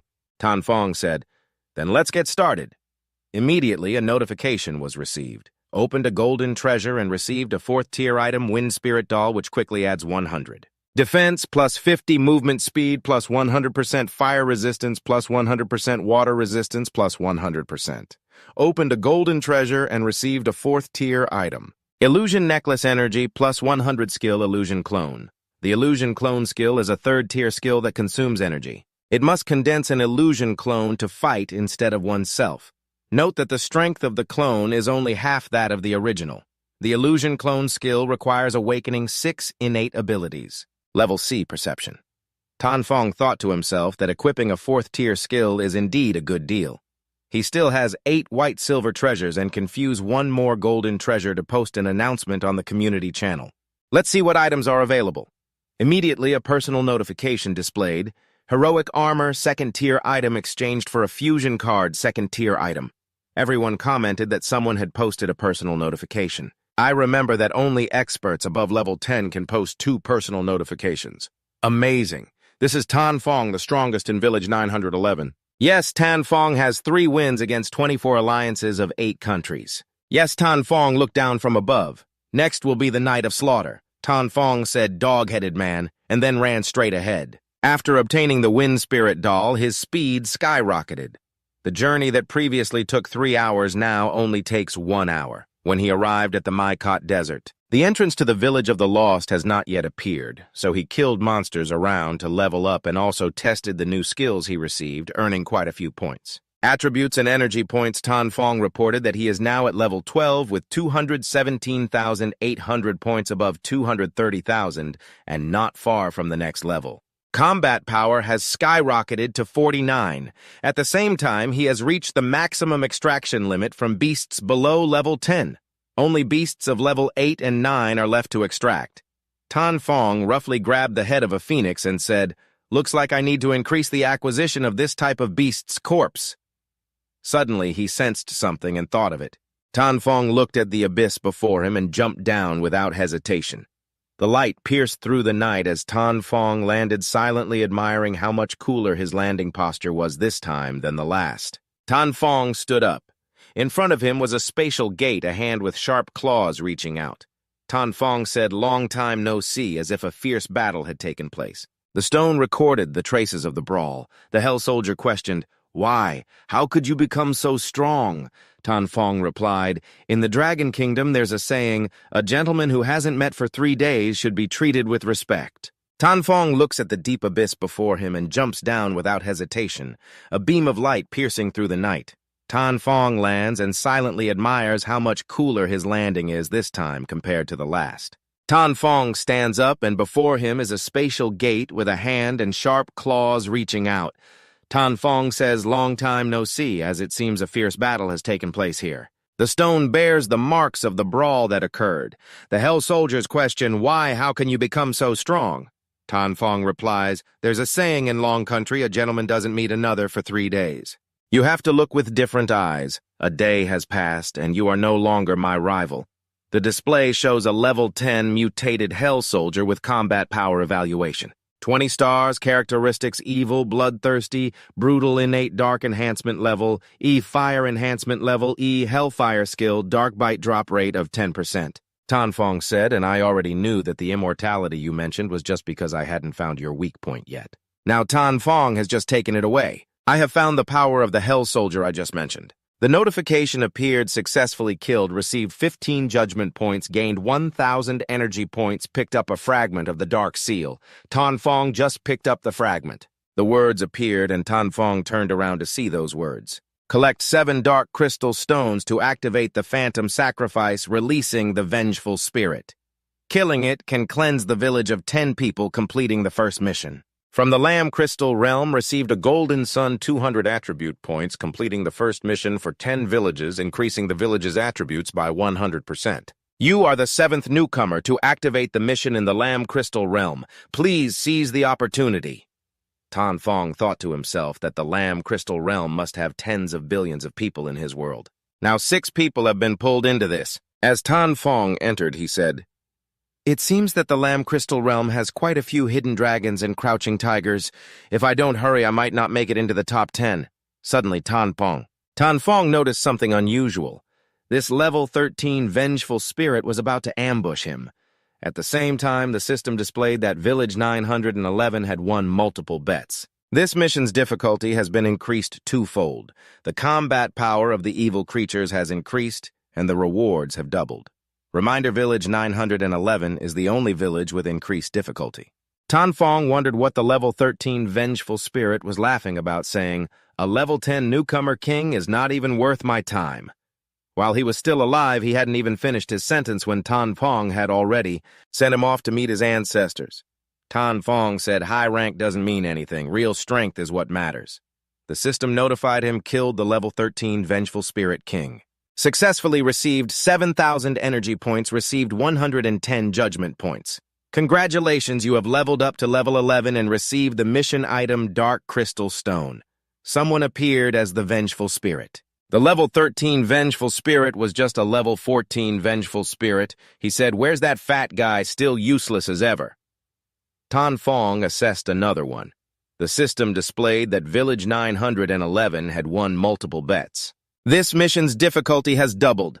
The combat power of the evil creatures has increased and the rewards have doubled.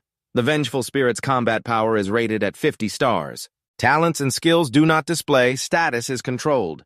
The previous newcomer kings, after dying, were transformed by the Vengeful Spirits using dark powers. Tanfong assessed that the combat power was so high likely because the mission's difficulty was doubled by the heavenly path. If he failed, here he would likely become the next Vengeful Spirit.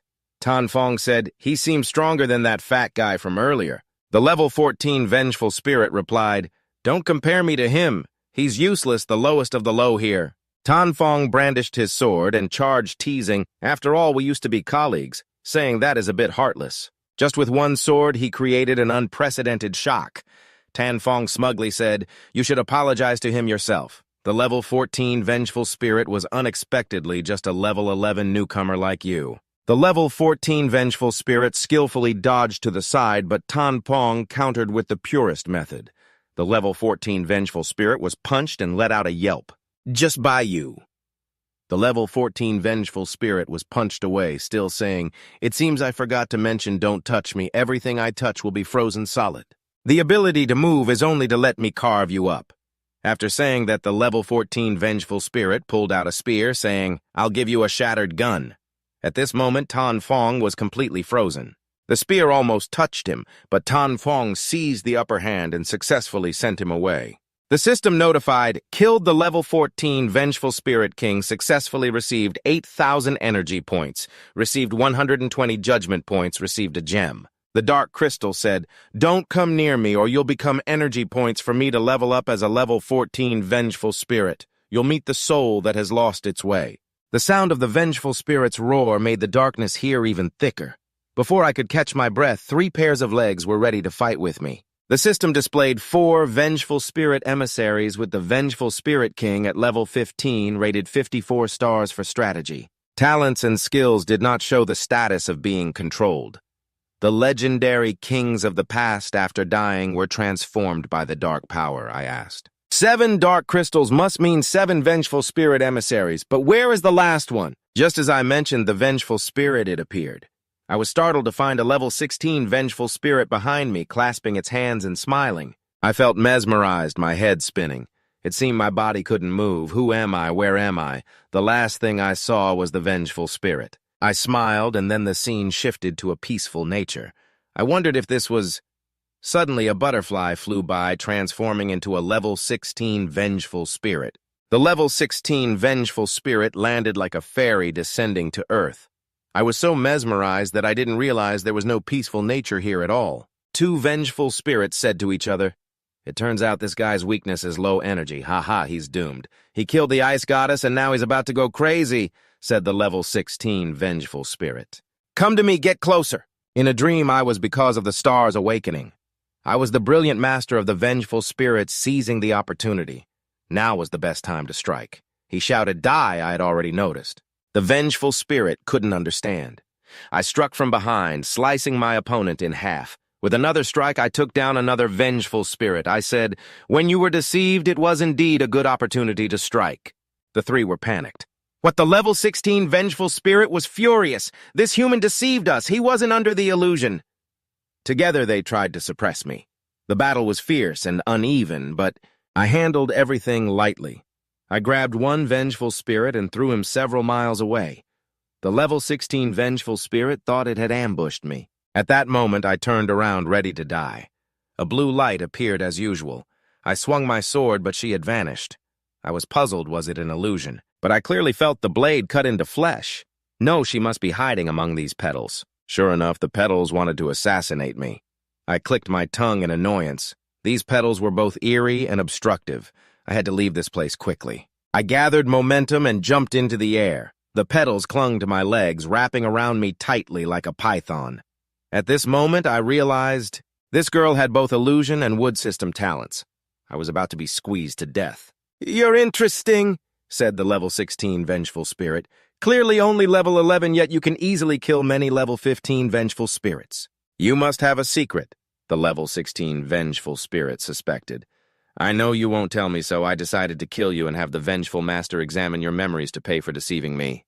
"I want to give you a little lesson." The level 16 vengeful spirit began to torture me. She waved her hands mercilessly, slamming me hard against the rock wall. I thought to myself, this girl is really something. My limbs couldn't move, meaning my only chance to counterattack was when the crystal armor shattered. Break the crystal armor, I told myself. At that moment, there would be a gap between my body and the vines, and I would be able to. I could now raise my hand to use my inner power. I shouted, "Release the hellfire!" With that powerful energy, the level 16 vengeful spirit trembled and collapsed. She exclaimed, "Damn it, it hurts. How do you have so many skills?" "You cheat. No one can possess more than 3 talents. You should be exterminated," I replied. "Even a frog at the bottom of a well dares to speak arrogantly." The system displayed successfully killed the level 16 vengeful spirit king. Received 140 points, 10,000 energy points. I said the inner energy of the vengeful master is now much stronger than before. It seems ready to break out of the altar. Place the 7 dark crystals into the indentations on the 7 stone pillars of the dark altar. It will unlock the seal and release the vengeful master. At that moment, thunder struck the pillar violently. The thunder created a swirling vortex, and the excitement of the power seal was quickly fading. It was about to break free. A blue light struck down hard on the altar, forcing Tan Fong to shield his face from its impact.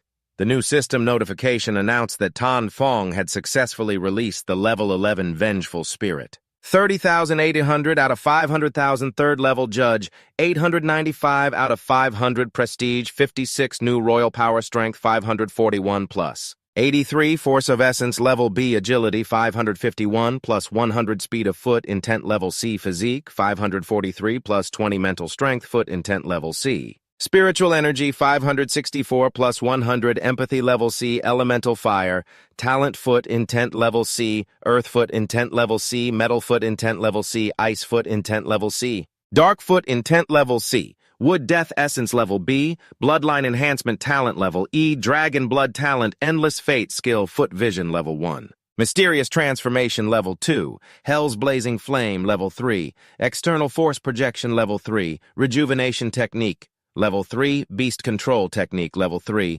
Illusion Clone Level 3. Evaluating Strategy. 56-star maximum a foot with 2 sharp claws crushed the ground and thunder erupted from the soul, causing Tan Fong to stare in shock at the giant monster before him. Inside him, there was a bit of fear. This monster was terrifying, never seen before. It was a goat-headed creature with 6 horns rearing its head and letting out a thunderous roar.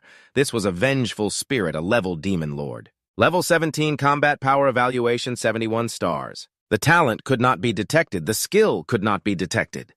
The vengeful spirit reached out to strike Tan Fong. He quickly drew his sword to brace against the weight of the creature's arm, causing him to stagger slightly. The monster growled, "You killed all my subordinates, ruining my hard work for hundreds of years." It shouted at Tan Fong, "Die." Its strength bore down harder and harder. Tan Fong hesitated, feeling a bit scared. Just one strike made his hand go numb. Indeed, it was terrifying power. The monster leaped, swinging its other arm. Tan Fong glanced over and saw the terrifying face of the vengeful spirit getting closer. The creature punched the ground with its hand, causing rocks to explode. Looking down, he saw blood beneath its hand. The monster relaxed, starting to breathe heavily. It looked down with disdain and said, "I thought you killed all 7 of my subordinates at once. How formidable could you be? What a disappointment." Suddenly it felt a push beneath its hand. Tan Fong's voice rose. "To disappoint you, I'm sorry." Tan Fong was currently doing his best to hold up the hand of the vengeful spirit. Surrounding him were metallic spikes. He felt relieved that these spikes were extremely durable and flexible when he was attacked. They immediately blocked half of the vengeful spirit's attack. The monster slammed its hand down, shattering the metallic spikes. Tan Fong quickly rolled away to escape death. The vengeful spirit, furious, placed both hands on the ground, causing the earth to crack and burst forth with white light. Tan Fong ran back. The vengeful spirit was incredibly annoyed. It couldn't believe this kid was still alive and moving so quickly. Not only was he not dead, but he could also move fast. This kid was stronger than I thought. Tan Fong summoned the spikes behind him, wielding his sword and charging forward, shouting as the spikes shot into the legs of the vengeful spirit, all being flung away. Tan Fong swung his sword at its leg, but it didn't leave a scratch. He felt utterly powerless. Neither the wind blade nor the hard spikes could break through its defense. Tan Fong unleashed fire, and the vengeful spirit was thrown back 100 meters, crashing into a stone wall which shattered into pieces. He observed that the hellfire had risen to level 3. Its power was 10 times greater than before, yet it still couldn't injure the vengeful spirit. The monster hurled 3 bright bombs into the nearby buildings in quick succession. Tan Fong jumped to avoid them. He planned to try the 3-stage energy technique again. He decided to fly above the vengeful spirit, launching an attack from above. A bright orb fell from his hand onto the goat creature. The vengeful spirit quickly raised its hand to block it, but the orb pierced through, sending it flying. Tan Fong ran out of tricks and landed on the ground. The vengeful spirit looked at Tan Fong with resentment and asked him, "Humans are so cunning with so many tricks, huh?" Tan Fong looked at its intact body and felt disheartened. All the attack skills had been used once, yet he still couldn't injure it. Could it be that this mission would fail? While he was lost in thought, the vengeful spirit charged at him, its mouth dripping with disgusting saliva. Tan Fong dodged its punch and reassured himself. "It's just a big boss of the newbie village. It must have some weaknesses. I must have missed something." Tan Fong looked at the legs of the vengeful spirit. He heard a cracking sound coming from its left leg and burst into laughter. He hadn't tried this spot yet. Tan Fong once again swung his sword, gathering spirit energy around it. His eyes sparkled with confidence as he jumped up, swinging his hand to make a large cut across the vengeful spirit. The vengeful spirit screamed. The sky rumbles as it pours down like a chopped tree, blue blood gushing from the port.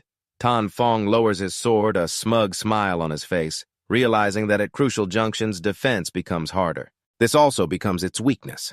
The vengeful demon screams in rage, "I will tear you to shreds!" Its blue essence bubbles violently from the hole binding shadows. Tan Fong sees a hand like a red dragon appear and cautiously asks, "What is that?"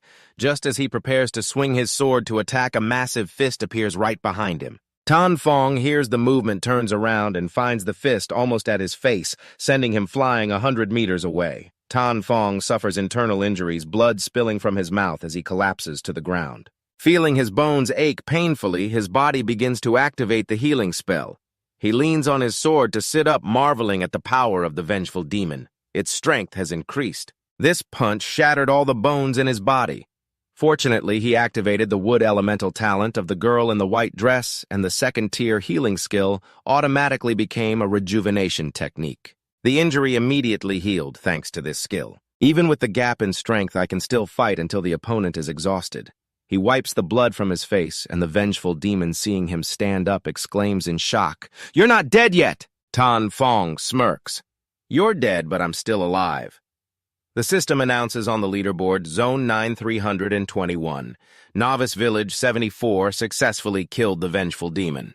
Receiving first place in the Lamtien realm, Tan Fong muses, "I've lost one position in the top 10. He can't delay any longer. His gaze becomes more resolute. This time, he must be more careful. Tan Fong takes the initiative to charge at the monster. He leaps up and strikes down at the vengeful demon, which throws its head back and howls. Two red hands appear behind him again. Tan Fong realizes this is the binding shadow technique. Earlier, he used the illusion clone technique, and the two red hands are confused about which one to follow. Tan Fong feels proud. The illusion clone has strength equal to half of his true self. Unfortunately, using it requires awakening the sixth sense.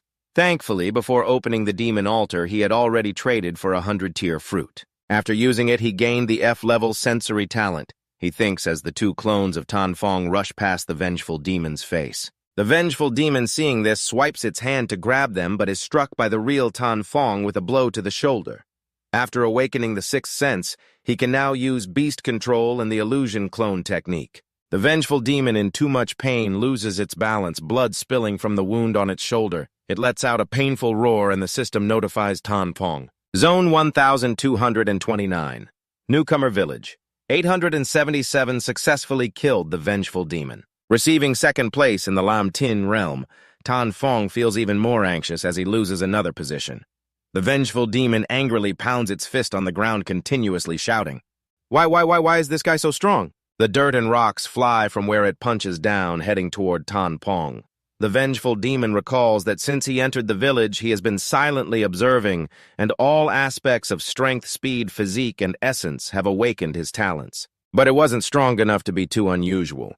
After he killed Bai Ruo, he mumbled some strange words and made some odd movements. A stream of light radiated from him, changing to the point where I could no longer see through it. The vengeful spirit that had been watching Tan Fong couldn't win. He lay on the ground in fury, blood oozing from his mouth as the system continued to announce more bad news. Newcomer number 331 from village number 7 has successfully killed the vengeful spirit. In the third rank of the celestial realm, Tan Fong knew that the chances were dwindling. He had to hurry up.